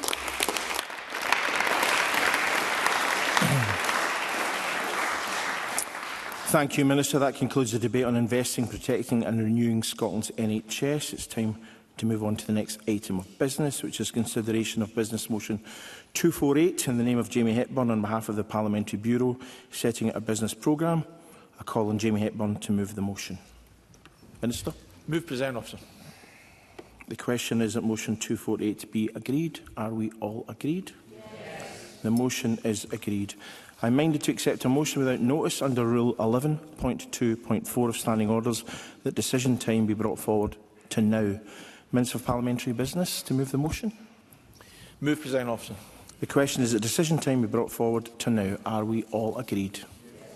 We are all agreed. We now move to decision time, and there are 4 questions to be put as a result of today's business. The first question is Amendment 228.1 in the name of Helen McDade, which seeks to amend Motion 228 in the name of Angela Constance on investing, protecting and renewing Scotland's NHS. Be agreed. Are we all agreed? No. The Parliament is not agreed. Therefore, we move to a vote. There will be a short suspension to allow members to access the digital voting system.